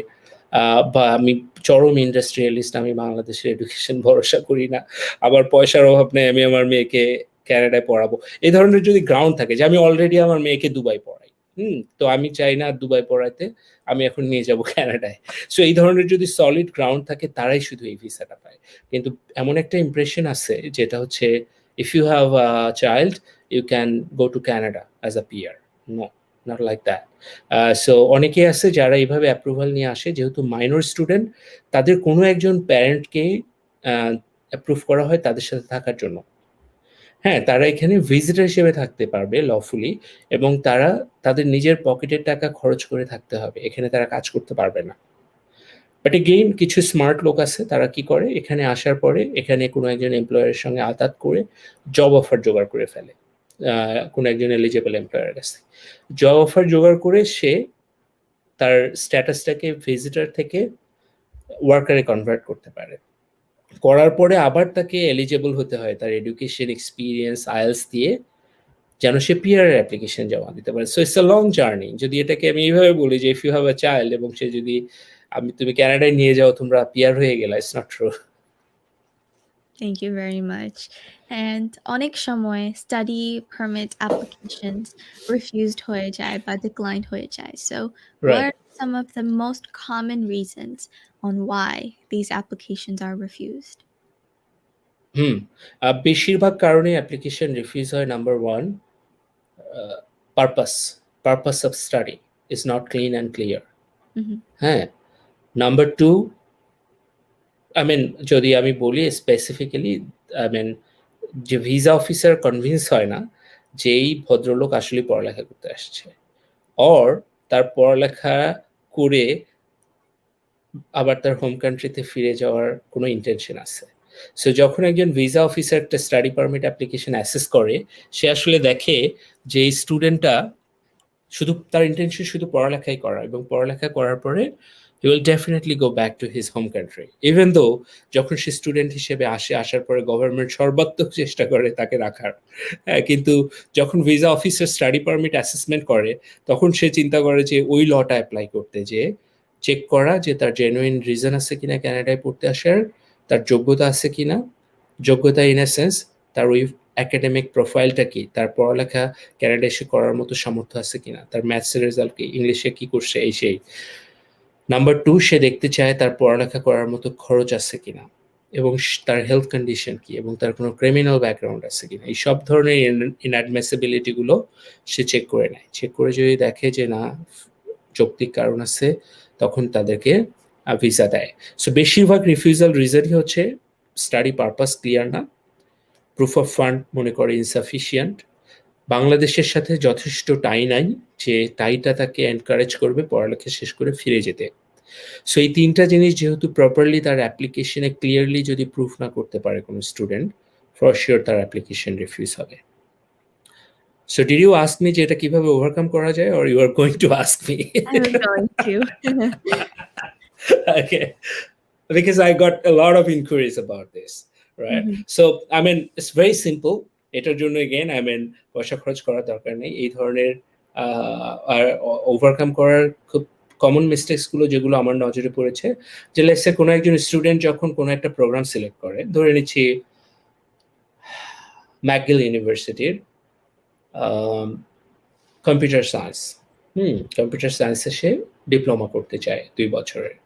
এখন এই ছেলে বাংলাদেশে দেখা গেল বিবিএ করা, এমবিএ করা, হ্যাঁ, মাস্টার্স শেষ করে ফেলছে অলরেডি বাংলাদেশে অলরেডি সে কম্পিউটার সায়েন্সের উপরে মাস্টার্স করে ফেলছে। এখন এই ভদ্রলোক যদি একটা পোস্ট গ্রাজুয়েট ডিপ্লোমা করার জন্য কানাডায় আসতে চায় 2 বছরের জন্য, সাউন্ডস আনরিয়ালিস্টিক। তোমার যদি অলরেডি মাস্টার্স থাকে, why you need to come to Canada to get a diploma? So এইরকম ভুল মেজরিটির, যে তারা করে কি প্রোগ্রাম যখন সিলেক্ট করে, কোনো হয়তো অন্য কারো হেল্প নিক বা নিজেও জাস্ট মনে করে যে ইউনিভার্সিটি যে প্রোগ্রামেই আমাকে অফার লেটার দিক, I just need to have an offer letter to go to Canada. No, you have to have relevance with your education. So একজন লোক যদি রেলেভেন্স না থাকে যে তার প্রিভিয়াস ব্যাকগ্রাউন্ড এবং যে পড়ালেখা সেখানে সে করতে চায়, জি। তাহলে অ্যাপ্লিকেশন রিফিউজ হবে। নাম্বার 2, আমি দেখছি যে পারপাস ক্লিয়ার না। খুবই গতানুগতিকভাবে হয়তো ওয়েবসাইট থেকে কিছু ফরম্যাট পায়, ওইটাই সবাই কপি পেস্ট করে, যেটা প্লাগারিজমের জন্য একজন ভিসা অফিসার খুব ইজিলি বের করতে পারে যে okay fine. So copy paste করাটাও স্মার্টলি করা উচিত, যেন এটা খুব বেশি চোখে না পড়ে। হ্যাঁ, সো অনেকেই এমন আছে যারা কপি পেস্ট করতে গিয়ে নিজেদের আই মিন ইউনিভার্সিটির নামের প্রপার স্পেলিংটাও চেঞ্জ করতে ভুলে গেছে। সো এই ধরনের ঘটনাও ঘটে। তো যেটা হয় যে ফোকাস করা উচিত স্টাডি পারপাসে, যে কিভাবে এই এডুকেশনটা তার লাইফের জন্য ইম্পর্টেন্ট, কিভাবে এটা তাকে হেল্প করবে তার ক্যারিয়ার বিল্ড করতে, কিভাবে এই এডুকেশনটা করার পরে সে যখন দেশে ফিরে আসবে, দেশে গিয়ে তার প্ল্যানটা কি, কিভাবে এই এডুকেশনটা তার লং টার্ম ক্যারিয়ার গোলকে অ্যাচিভ করতে হেল্প করবে। হ্যাঁ, সো আমি যদি সাম আপ করি, সিম্পলি তার একটা প্রথমে ভিশন দেখানো উচিত যে আমি 10 বছর পরে নিজেকে প্রিসিলার মতো কোনো একজন ভালো, কি বলবো আমি, ব্রডকাস্টার বা ভালো একজন সেলিব্রিটি বানাতে চাই। So hmm, I need to learn how to operate stuff, how to take videos and blah blah blah. এবং 10 বছর পর এই জায়গায় যাওয়ার জন্য এই ধরনের পড়ালেখা করতে চাইলে বাংলাদেশে সেই ধরনের কোনো পড়ালেখা নাই। So there is a reason, right? So কানাডায় যেতে চাই, আমি মনে করি যে কানাডা ওয়ার্ল্ড ক্লাস এডুকেশন দেয়। স্পেসিফিক্যালি যেতে চাই লেটস সে টরন্টোতে, because Toronto very highly populated এবং ভাইব খুব ভালো, মডার্ন লোকজন আছে এবং এখানকার ইয়র্ক ইউনিভার্সিটির এই প্রোগ্রামটা আমার পছন্দ, বিকজ এটার এই কোর্সগুলো আমি রিসার্চ করে দেখছি, যেগুলো আমার কাছে মনে হয়েছে very helpful to learn those skills, যেটা আমার কাজে লাগবে টু রিচ টু মাই গোল।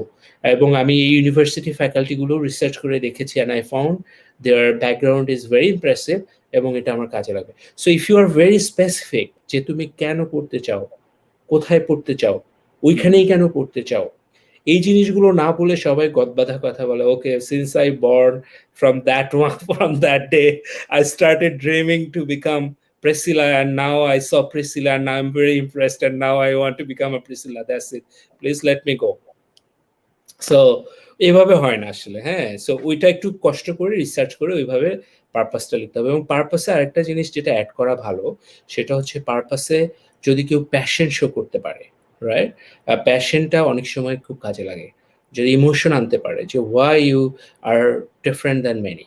এখানে এই কোশ্চেনের অ্যান্সারগুলো থাকা খুব জরুরি, যে কেন ক্যানাডায় পড়তে আসতে হবে, বাংলাদেশে কি সমস্যা, কেন এই প্রোগ্রামেই পড়তে হবে, কেন ইউনিভার্সিটিতেই পড়তে হবে, কিভাবে লজিক্যালি এটা হেল্প করবে তোমার লং টার্মকে গোল অ্যাচিভ করতে। Sorry, maybe I am taking too much time to answer your No, question. no problem.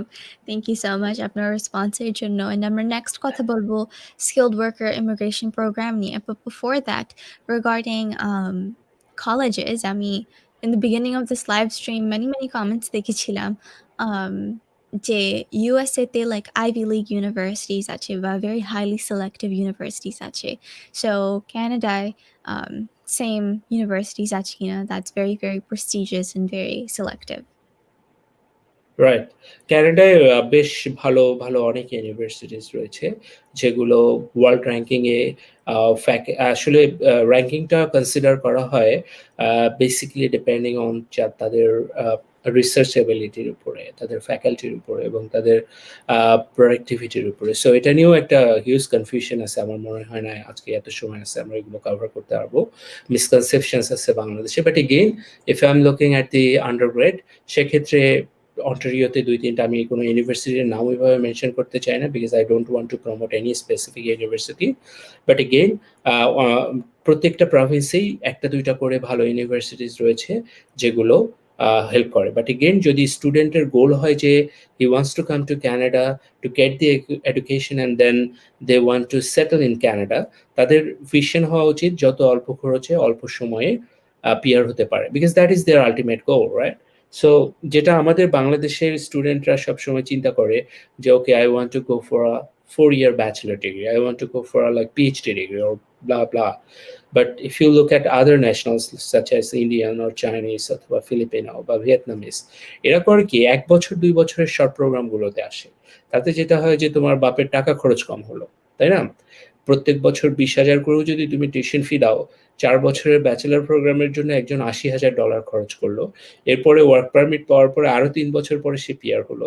তার মানে ওই পিআর হওয়াই যদি তার আলটিমেট গোল হয়, সে 7 বছর পরে পিআর হলো।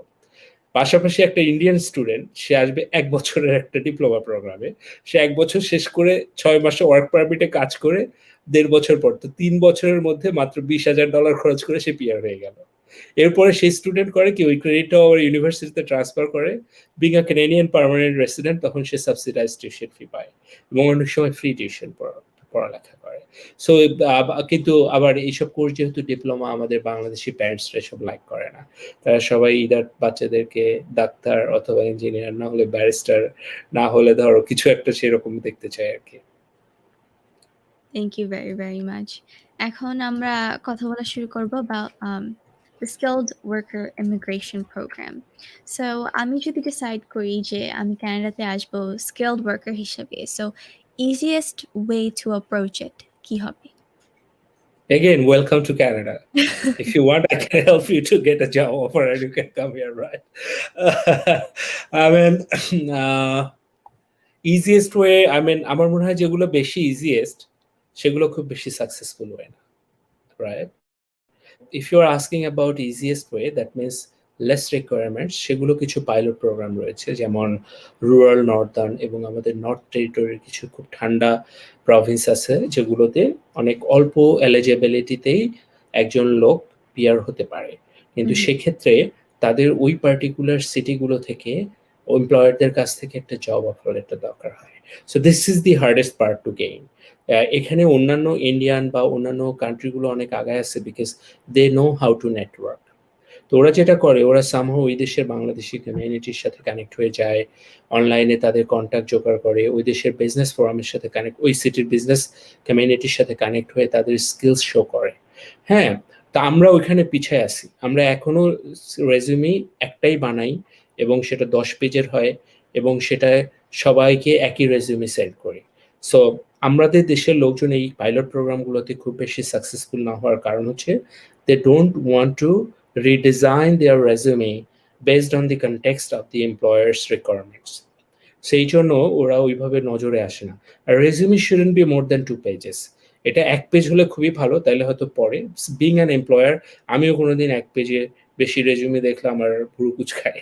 হুম, সো সো আমার মনে হয় এগুলো যদি তারা একটু স্মার্ট হয়, যেভাবে জব পোস্টটা পড়ে যে কি স্কিলস বা সেখান থেকে কিওয়ার্ডস গুলো কালেক্ট করে ওইভাবে রেজিউমি ডিজাইন করে যেন চোখে পড়ে, তাহলে আমার মনে হয় এই জব অফার গুলো তাদেরও পাওয়ার সম্ভাবনা আছে। এগুলো পেলেও তাদের আসলে মিনিমাম আইএলটিএস লাগবে, হুইচ ইজ CLB-4। অনেক সময় তাদের এসসি এডুকেশনাল ক্রেডেনশিয়াল অ্যাসেসমেন্ট করা থাকতে হবে এবং আবার অনেক সময় তাদের প্রুফ অফ ফান্ডও লাগতে পারে। That would be the most easiest way. আর এরপরে যদি আর কিছু বলতে হয় সেটা হচ্ছে যে প্রভিন্সিয়াল নমিনি প্রোগ্রাম। কিছু প্রভিন্স আছে, সেই প্রভিন্সগুলো তাদের লেবার মার্কেট রিকোয়ারমেন্ট অনুযায়ী সবসময় একটা পুল তৈরি করে যে আমরা এই ধরনের স্কিলস যাদের আছে এবং এক্সপিরিয়েন্স যাদের আছে এডুকেশন তাদেরকে আনতে চাই।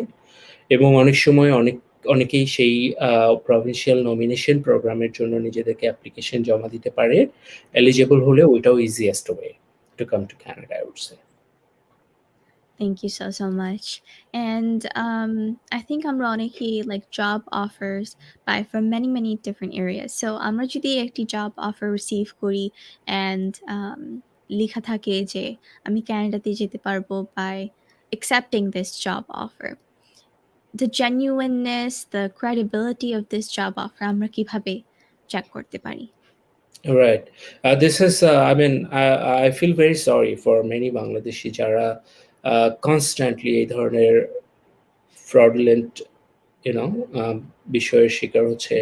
I don't want to mention, but I saw many organizations and, like, I mean, looks like they're good people, but they're promises.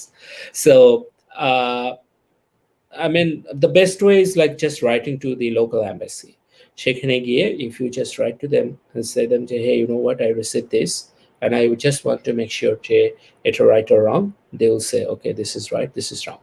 যদি লোকাল এম্বাসি পর্যন্ত রিচ করা কঠিন হয়, তাহলে কেনেডিয়ান গভর্নমেন্টের একটা ওয়েবসাইট আছে। এটাকে বলে হচ্ছে IRCC ওয়েব ফর্ম। এখানে যদি জাস্ট গুগলে গিয়ে সার্চ করে IRCC ওয়েব ফর্ম, তাহলে একটা ওয়েব ফর্ম আসে যেটা সে ফিল আপ করতে পারবে। সো এখানে তার application number, visa number, UCI number দিয়ে জাস্ট একটা ইনকোয়ারি করে যে আমার নাম এই, পাসপোর্ট নাম্বার এই, আমি এই ভিসাটা পেয়েছি, ইজ ইট রাইট অর রং।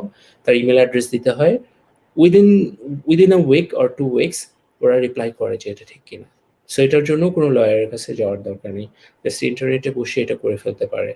আর আমি বলবো যে বেশিরভাগ ভিকটিমসই হয় এরকম যে তোমার আইএলটিএস লাগবে না।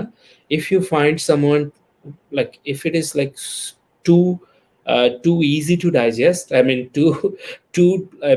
easy to believe, then definitely think twice যে কেন এরকম হচ্ছে।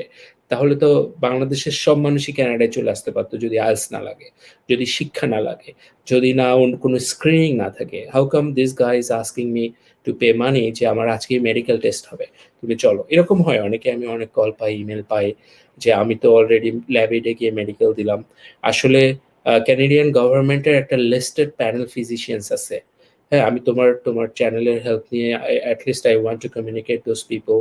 I found many friends of mine যারা they found themselves যে you know what, they are eligible to come to Canada as an international worker.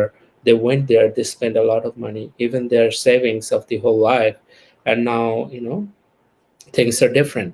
So যদি কেউ বলে okay let's go lab 8 XYZ, এই ধরনের কোনো টেস্টিং ইনস্টিটিউশন কানাডিয়ান ইমিগ্রেশনের জন্য মেডিকেল টেস্ট নেয় না। পপুলার ল্যাবে বা XYZ, এগুলো হয়তো কোনো কারণে স্পেশালাইজড কোনো যদি কোনো ফার্দার ইনভেস্টিগেশন দরকার হয় তখন গিয়ে এদিকে যেতে হয়, কিন্তু ফার্স্ট টেস্টিংটা হয় প্যানেল ফিজিশিয়ান। সো এগেইন গুগলে গিয়ে I'm gonna make Google business, right? Google would be very happy. Okay, this guy is promoting my business.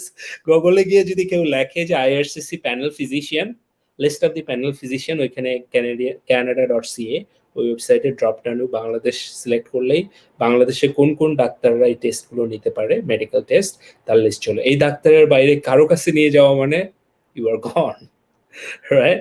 R second thing হচ্ছে আইএলটিএস ছাড়া ওয়ার্ক জব অফার দিচ্ছে, 99% পসিবলি এটা ভুয়া। কোনো ধরনের এডুকেশনাল কোয়ালিফিকেশন ছাড়াই কানাডায় নিয়ে আসতে পারছে, 99% পসিবিলিটি এটা ভুয়া। তাড়াহুড়া করছে, রাশ করছে যে তোমার পাসপোর্ট আজকেই জমা দাও, আমি ইন্ডিয়ায় পাঠাবো, এই ধরনের কথা যদি কেউ বলে 99% সম্ভাবনা এটা ভুয়া। কেউ যদি 100% গ্যারান্টি দেয় ভিসার, 99% এটা ভুয়া। আমরা কোনোদিনই লফুলি কেনেডিয়ান ল অ্যালাউ করে না সব মানুষকে কেনেডিয়ান ইমিগ্রেশন ল প্র্যাকটিস করতে। এটা কেনেডিয়ান ইমিগ্রেশন ল প্র্যাকটিস করতে গেলে তাকে ইদার কেনেডিয়ান সিটিজেন হতে হবে অথবা কেনেডিয়ান পার্মানেন্ট রেসিডেন্ট হতে হবে, তার ডিপ্লোমা থাকতে হবে, তার লাইসেন্স পেতে হবে, প্র্যাকটিস লাইসেন্স। তারপর এবং যারা এইভাবে প্র্যাকটিস লাইসেন্স পায় এখানকার লয়ার, তারাও এটা বলে না যে যদি সে 100% বোঝেও যে এই অ্যাপ্লিকেশনটা অ্যাপ্রুভ হয়ে যাওয়া উচিত, তারপরেও সে বলে না ইট ইজ গ্যারান্টিড যে তোমার অ্যাপ্লিকেশন অ্যাপ্রুভ হবে। সো কেউ যদি এই কথা বলে, কেউ যদি টাইম গ্যারান্টি দেয় যে এই সময়ের মধ্যে এটা হয়ে যাবে, পসিবলি সে ভুয়া মিথ্যা কথা বলছে। কেউ যদি বলে যে আমি এতদিনের মধ্যে এত সময়ের মধ্যে কনফার্ম হবে, আমার কানেকশন আছে, কানেকশন যে ভদ্রলোক বলবে সে 100% 2 নাম্বার, এখানে কোনো কানেকশনের কিছু নাই। So this is very easy to figure out যে কোন লোকটা ঠিক কথা বলছে, কোন লোকটা ঠিক কথা বলছে না। Thank you very, very much. I think আপনি অনেক useful information share করেছেন, and many immigration programs আছে that are available. So difference-টা যদি একটু share করতেন between the express entry program and the rest of the immigration programs. Right. I get a lot of inquiries about this thing যে আমার তো express entry পুল আছে কিন্তু এটাতে পয়েন্টস খুব কম, আমি এখন কি করবো? সেই আমি এক্সপ্রেস এন্ট্রিতে অলরেডি অ্যাপ্লিকেশন জমা দিয়েছি, হ্যাঁ, বাট আমার একটু সময় লাগছে। আমি প্রথমে এই মিসকনসেপশনটা একটু ক্লিয়ার করে নিতে চাই প্রিসিলা। সেটা হচ্ছে express entry just a software, একটা just processing tool, it's not a program যেটা মানুষকে হেল্প করে। It's just a processing tool যেটা অনলাইনে মানুষের অ্যাপ্লিকেশন সাবমিট করা এবং প্রসেস করতে গভর্নমেন্টকে হেল্প করে। So it is faster then many other programs. এটা on an average এটার অ্যাপ্লিকেশন প্রসেসিং টাইম হচ্ছে 6 months, হ্যাঁ। কিন্তু এক্সপ্রেস এন্ট্রি পুলে কারো অ্যাপ্লিকেশন, এক্সপ্রেস এন্ট্রি একটা পুল, আই মিন তোমার যদি মিনিমাম কোয়ালিফিকেশন থাকে you can go and open an account on behalf of you, but that doesn't mean you are selected for an ITA to submit your PR application. তার মানে still you have a long way to go. তোমাকে sufficient, তোমার পজিশনটা এমন একটা জায়গায় থাকতে হবে যেন যখন ইনভাইটেশন আসে তখন যেন তুমি একটা ইনভাইটেশন পাও তোমার PR অ্যাপ্লিকেশন জমা দেওয়ার জন্য। তারপরে তোমার PR অ্যাপ্লিকেশন প্রসেস হবে কোনো একটা প্রোগ্রামের আওতায়, সেটা হতে পারে federal skill worker program, Canadian experience class হতে পারে, প্রভিন্সিয়াল নমিনি প্রোগ্রাম হতে পারে, অথবা ফেডারেল ট্রেড প্রোগ্রাম হতে পারে। যে কোনো একটা প্রোগ্রামের আওতায় আসলে অ্যাপ্লিকেশনটা ওটা তোমাকে এলিজিবল হতে হবে। So forget about points because points never allows you to get something. Points something variable যেটা over the time change হয়। বাংলাদেশিরা যে জিনিসটা মাথায় ঢুকাতে চায় না সেটা হচ্ছে পয়েন্টস মানুষকে ইমিগ্রেশন দেয় না, স্ট্র্যাটেজি দেয়। So you need to be more focused on strategy that it help you to gain more points, right? যে আমি, an immigration is not something fixed. It's not a Bible. It is changing over the time. In fact, every day. So you should be very focused on the changes. এবং যখনই একটা right time আসবে সেই স্ট্র্যাটেজিটাকে follow করে accordingly act করা যেন তোমার অ্যাপ্লিকেশনটা সাকসেসফুল হয়ে যায়, তুমি যেন ITA পাও। বাট সবাই যেটা করে যে well I have a minimum qualification and I got a profile. এবং বাংলাদেশে অনেক এজেন্ট আছে বা অনেক কনসালটেন্ট আছে যারা what, let me show you, this is the letter given by the Canadian government saying that you have an express entry profile, so no, now you go have and dance around, you are done, right? So অনেকে এটা নিয়ে খুব খুশি হয়ে যায়। এরকম কিছু না। আই থিংক লাইক সবাইকে একটু কষ্ট করা উচিত, নিজে ঘাঁটা উচিত, নিজে রিসার্চ করা উচিত। আর অন্যান্য প্রোগ্রামগুলো বেসিক্যালি আমি বলব যে যদি নেচার অফ প্রসেসিং বলি, there are two types of application. One is processed through express entry tool, which is online. Another is paper based. So the people who are not qualified with their minimum qualification to get into express entry pool, still they can be eligible to submit their application through a paper based application process. So এগুলোর মধ্যেও আবার আছে এই ধরনের দেখা গেল provincial nominee programme আছে, employment offer related programme আছে, স্টার্ট আপ ভিসা আছে, এই ধরনের অনেকগুলো প্রোগ্রাম আছে যেগুলো paper based. Thank you so much. Before আমরা entrepreneur programs নিয়ে কথা বলা শুরু করি, আমি যাচ্ছি a little bit to the comment section. Passionate Gardener UK, ইসলাম ভাইয়া, thank you share করার জন্য। Ahmed Sami ভাইয়া, thank you also share করার জন্য। Thank you to Amin Dadu, Hossein, Malaysia, Tariqul Islam, Ibrahim Khalil, Robel Sharkar, thank you. Din Islam Molla, Ruhul Amin, Mamun Love Family, and Firoza Begum, thank you. So there's obviously many investor programs. So common most investor programs কোনগুলো আছে and আমার eligibility কিভাবে check করতে পারি? Okay, so eligibility Priscilla is very easy again. I mean, যদি কেউ provincial নমিনির প্রোগ্রামের আওতায় কোনো এন্টারপ্রেনার প্রোগ্রাম নিয়ে দেখতে চায়, তাহলে প্রত্যেকটা প্রভিনশিয়াল গভর্নমেন্টের একটা প্রভিনশিয়াল ওয়েবসাইট থাকে। ফর এক্সাম্পল ম্যানিটোবা একটা প্রভিন্স আছে যাদের এন্টারপ্রেনার প্রোগ্রাম আছে, এবং তারা স্পেসিফিক্যালি তাদের প্রভিন্সের ইকোনমির অবস্থা জানে যে কোন এরিয়াতে তারা ইনভেস্টমেন্ট সিক করে, right? So all I need to go to that provincial government's website, ওখানে গেলে তাদের একটা ইমিগ্রেশনের জন্য আলাদা পেজ আছে। ওইখানে যদি আমি ক্লিক করি, ওইখানে দেখতে পারবো যে তারা কোন কোন বিজনেসগুলোকে ইনএলিজিবল করেছে। So this has to be very careful because প্রত্যেকটা প্রভিন্সের একটা ইনএলিজিবল বিজনেস লিস্ট আছে, যেটা অনেকেই খেয়াল করে না। হ্যাঁ, বিকজ সব প্রভিন্সেই আসলে আমার স্কিল যে লাগবে এমন না। কিছু প্রভিন্সে এটা ইনএলিজিবল হলেও আরেকটা প্রভিন্সে এটাই দরকার, তাই না? সো এই ইনএলিজিবল লিস্টটা আগে দেখতে হবে যে আমি যেন কোনোভাবেই কোনো বিজনেস আইডিয়া নিয়ে না যাই যেটা ওই ইনএলিজিবল লিস্টের মধ্যে পড়ে। নাম্বার 2, দেখতে হবে যে তাদের ইকোনমিক ফিউচার গোলটা কি, ওই প্রভিন্সের নেক্সট 4 ইয়ার্স তারা কোন ইকোনমির কোন ইন্ডাস্ট্রিটাকে বেশি ফোকাস করছে, যেখানে দে আর সিকিং ইন্টারন্যাশনাল ইনভেস্টমেন্ট। সেখানে ফিট করা নিজেকে ইজ মোর ইম্পর্টেন্ট দেন অন্য কথা বলা, তাই না? সো যদি দেখি যে আমার লেটস সে, আমি একটা এক্সাম্পল দিই যে let's say I am very good at doing কি বলবো এটাকে তোমাকে, ওই যে কি বলে এটাকে বলো তো, ওই যে আরে organic food. So organic food টুড বানাতে পারি, আমি একজন ফার্মার, রাইট? সো আমি হচ্ছে স্মার্ট ফার্মার, আমি টেকনোলজি বুঝি, আমি এসব সায়েন্স জানি, রাইট? এবং আমার এক্সপিরিয়েন্স আছে এই ধরনের একটা ফার্মিং কোম্পানিতে ম্যানেজমেন্ট পজিশনে কাজ করার অথবা ওন করার। And then all you need to have, right, like you have that idea, you know what you can do, and you have fun to do that, right? So এটাই ওরা বলে থাকে যে তোমার কত টাকার নেটওয়ার্ক লাগবে, কত টাকা তোমার কি বলবো এটা আমি তোমাকে ইনভেস্ট করতে হবে এবং ইনভেস্টমেন্ট রিকোয়ারমেন্টটা কি, এগুলো ক্লিয়ারলি বলে দেয়া থাকে। সো মোস্টলি আমি তোমাকে বলে নিই যে তোমার অ্যাটলিস্ট CLB-4 থাকতে হবে। CLB-4 মানে ধরে নিতে পারো আইএলটিএস সব ব্যান্ডে 4 থাকা, which is very easy to get. Number 2 হচ্ছে তোমার যথেষ্ট টাকা থাকতে হবে টু প্রুভ যে তুমি এসে ইনভেস্ট করতে পারো। সেটা এখানে কেনেডিয়ান গিভেন একজন অ্যাকাউন্টিং ফার্ম আছে, এটা আমি বললেই হবে না, ওই অ্যাকাউন্টিং ফার্ম এটা নিউট্রাল এবং আনবায়াসড একটা অ্যাকাউন্টিং ফার্ম আছে যে ইন্ডিপেন্ডেন্টলি তোমার নেটওয়ার্থ অ্যাসেস করবে যে কত টাকার সম্পত্তি এবং কত টাকার লিকুইডেবল ক্যাশ তোমার কাছে আছে। অ্যান্ড দেন ওরা তোমাকে দেখবে যে তোমার লিকুইডেবল ট্রান্সফারেবল ফান্ড কতখানি আছে, এগুলো সবগুলো দেখার পরে এরা একটা রিপোর্ট দিবে। আর তারপর তোমার বিজনেস প্ল্যান, এগুলো সবগুলো ওরা অ্যাপ্লিকেশন আকারে সাবমিট করলে ওরা অ্যাসেস করে দেখবে যে তুমি আসলে এলিজিবল কি না। Thank you very much.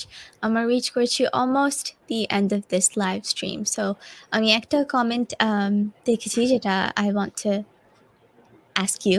Wasimuddin comment করেছেন যে কেউ যদি ওনাদের লিভিং স্ট্যান্ডার্ডস নিয়ে হ্যাপি থাকে না বা সিকিউর ফিল করেন না ইন দেয়ার কান্ট্রি, ওরা কি স্টিল অ্যাপ্লাই করতে পারবেন কিনা to immigrate to Canada, and প্রসেসটা সেম হবে কিনা? আচ্ছা, ওকে। হ্যাঁ, হ্যাঁ। I mean কানাডা হচ্ছে most welcoming to the people যাদের লাইফ থ্রেট রয়েছে বা যারা মনে করে যে তারা তাদের নিজেদের দেশে তারা সেফ না, প্রটেক্টেড না। হ্যাঁ? হুম, সো এটা কানাডিয়ান ইমিগ্রেশন লস অ্যালাউ করে, এটাকে বলে ইমিগ্রেশনে রিফিউজি একটা প্রোগ্রাম আছে যারা রিফিউজি বা যাদের লাইফ থ্রেট আছে তারা এখানে, এবং কানাডা ওভার দি ইয়ার্স অনেক রিফিউজিসদেরকে হেল্প করেছে এখানে সেটেল করতে এবং তাদেরকে খুবই ভালোভাবে হেল্প করা হয়। But the thing is I saw many people যদি if their intention is just coming to Canada taking advantage of this program হয়, এবং এটা যদি এটাই তারা যাচাই করে যখন কেউ এখানে বর্ডারে আসে, এসে বলে যে hey you know what I am in a trouble and I need your help, they will let you come in, but the thing is they will give you time to prepare yourself and submit your application in a way so that you can prove that Canadian law যে রিকোয়ারমেন্টগুলো fulfil করলে they will allow you to come and stay here in Canada সেগুলো met করে কিনা। Hmm, so অনেকগুলো misconception আছে। Let's say if you are economically insolvent in any country, this is not a reason to seek or a refugee claim in Canada. কারণ যদি শুধুমাত্র কেউ যদি ইনইকুয়ালিটির শিকার হয় এবং কেউ যদি তার লাইফ থ্রেটে চলে যায়, যে সে তার লাইফ থ্রেটে এবং সেখানকার যে লোকাল গভর্নমেন্ট বা লোকাল যে পুলিশ তাদের কাছ থেকে সে কোনো হেল্প পাবে না, এবং ওই দেশেরও অন্য কোনো সিটি বা অন্য কোনো এলাকায় গিয়েও সে কোনো শেল্টার নিতে পারবে না। অনলি সিচুয়েশন হচ্ছে ওই দেশ লিভ করা, তখনই শুধুমাত্র একটা গ্রাউন্ড, এবং এই গ্রাউন্ডটাকে ভেরিফায়েবল হতে হবে। হ্যাঁ, যেমন লেটসে আমি একটা এক্সাম্পল যদি বলি, একটা লেবার ইউনিয়ন, কোনো একজন শ্রমিক নেতা, সেই শ্রমিক নেতা কোনো কারণে শ্রমিকদের পক্ষে কথা বলার জন্য সে তার লাইফ থ্রেটে চলে গেছে, তাকে একবার গুম করা হয়েছিল, পরে সামহাও ছেড়ে দেওয়া হলো, তারপর আবার গুম করা হতে পারে এই ভয়ে সে এখন পালাতে চায়। তো সে এখানে আসার পরে জার্নালস এবং বিভিন্ন অথেন্টিকেটেড যে নিউজ সোর্স এগুলো ডকুমেন্ট দিয়ে তার নামে যে গুম করা হয়েছিল, মামলা হয়েছিল, এই ডকুমেন্টেশনগুলো কিন্তু তার কাছে রাখতে হবে অ্যাজ আ প্রুফ যে সে এখানে যেন এটা বলতে পারে। তারপরে সেটা যে নিউজে আসছে এগুলো যেন থাকে। তারপরেও এখানে যখন কেস রিপ্রেজেন্ট করতে হয়, এই গ্রাউন্ডগুলো যারা এইভাবে আসতে চায় তারা যেন ডেফিনেটলি এখানকার কোনো একজন লয়ার বা কনসালটেন্টের সাহায্য নিয়ে এটা করে, জাস্ট র্যান্ডমলি ফ্লাই করে না আসে। বিকজ এখানে আসার পর you have pretty much no chance to change your story. আপনি বর্ডারে এসে যা বলবেন এটা পরে গিয়ে অল্টার করতে গেলে ওরা আপনাকে মিথ্যুক মনে করবে। সো বেটার আপনি আগে শুনে নেন। এখানে অনেক আইন আছে যেগুলো কমপ্লাই না করলে ওরা আপনাকে এখানে থাকতে দিবে না। হয়তো ৩-৪ বছর ৫ বছর আপনি এখানে স্টে করবেন যতদিন না আপনার ওই অ্যাপ্লিকেশনের ডিসিশন আসছে, বাট যখন ডিসিশন আসবে তখন এটা আপনার এগেইনস্টেও যেতে পারে। তখন আবার আপনাকে বের করে দিবে ওরা। Thank you so much. That was the last official question of this live stream. So sure. যারা আমাদের কথা এতক্ষণ শুনছেন and যারা আপনার advice into consideration নিচ্ছেন for the future, ওনাদের জন্য আপনার যদি কোনো final thoughts থাকে then please share করবেন। First of all thank you Priscilla. আমি অনেকদিন থেকেই চাচ্ছিলাম যে আমি কিছু ইনফরমেশন সবার কাছে নিয়ে যেতে, but I didn't have enough like I mean right person who can communicate on behalf of me. So thank you for allowing me to be a part of your show. Sure. And I'm very thankful to my country, which is like my motherland, which is Bangladesh. I'm very passionate about my country. এবং আমার খুব খারাপ লাগে যখন আমি দেখি আমার দেশের মানুষরা বিভিন্নভাবে অন্যায়ের শিকার হয়, ক্ষতির শিকার হয়। আমি কষ্ট পাই অন্যান্য মানুষের মতোই। সো আমি বলব যে number 1, Canada is not your final destination. আপনি যদি নিজেকে ভালো রাখতে চান, ভালো দেখতে চান, আপনি দুনিয়ার যেকোনো জায়গায় আপনার নিজের ইমোশন এবং নিজের ফিজিক্সের উপরে আপনার যদি কন্ট্রোল থাকে, আপনি নিজেকে রাখতে পারবেন। You don't need to come to Canada to become the happiest person in the whole universe. You can be, like significantly happy even in Bangladesh. So don't be crazy যে আমাকে কানাডায় যেতেই হবে। Don't show, I mean, illogical desperation, because এটারই সুযোগ মানুষ নেয়, নিয়ে আপনার ক্ষতি করে। So you can be desperate, you can be passionate, but that has to be very logical. That has to be very rational, right? এবং এগেইন আরেকটা কথা বলব যে প্লিজ আপনি আমার কাছে বা কারো কাছে যাওয়ার দরকার নেই। আপনি কষ্ট করে কম্পিউটার খুলে গুগল মামার হেল্প নিয়ে সবকিছু বের করতে পারেন। যদি না পারেন তারপর প্রেসিলা আছে, XYZ আছে, আমরা আছি। যারা ফ্রি হেল্প করে সরি আমি আর ৩০ সেকেন্ড নেই, তাদের ব্যাপারে একটু সতর্ক করি। যারা যখনই ফ্রি হেল্প করতে চায়, কেউ দুনিয়াতে কাউকে ফ্রি হেল্প করে না। এটার সামনে পিছনে কোথাও না কোথাও কোনো না কোনোভাবে তারও হেল্প হয়। হুম? সো আ যদি কেউ আমি আমাদের বাংলাদেশের অনেক পপুলার YouTube চ্যানেল আছে যারা কানাডার ইমিগ্রেশন ল প্রমোট করে। কিন্তু আনফরচুনেটলি আ নাম্বার 1 প্রথমে I am very thankful to them as well because তারা অনেক ফ্রি ইনফরমেশন ইজিলি মানুষের কাছে রিচ করে। কিন্তু আমার একটা ছোট অবজারভেশন আছে তাদের যদি তারা তোমার ভিডিও দেখে তাদেরকে আমি একটু রিকোয়েস্ট করতে চাই। খুবই সবিনয়ে রিকোয়েস্ট করতে চাই যে ভাই বা বোন আপনারা যারা কানাডিয়ান ইমিগ্রেশন এর পজিটিভ সাইডস গুলো দেখান, ইজিয়েস্ট পার্ট গুলো দেখান, তারা দয়া করে চ্যালেঞ্জেস গুলো পাশাপাশি বলবেন, ডিফিকাল্টিজ গুলোও পাশাপাশি বলবেন, প্র্যাকটিক্যাল সিচুয়েশন গুলো পাশাপাশি বলবেন। বিকজ এগুলো হয়তো অনেক ভিউ তৈরি করে আপনার YouTube পেজে।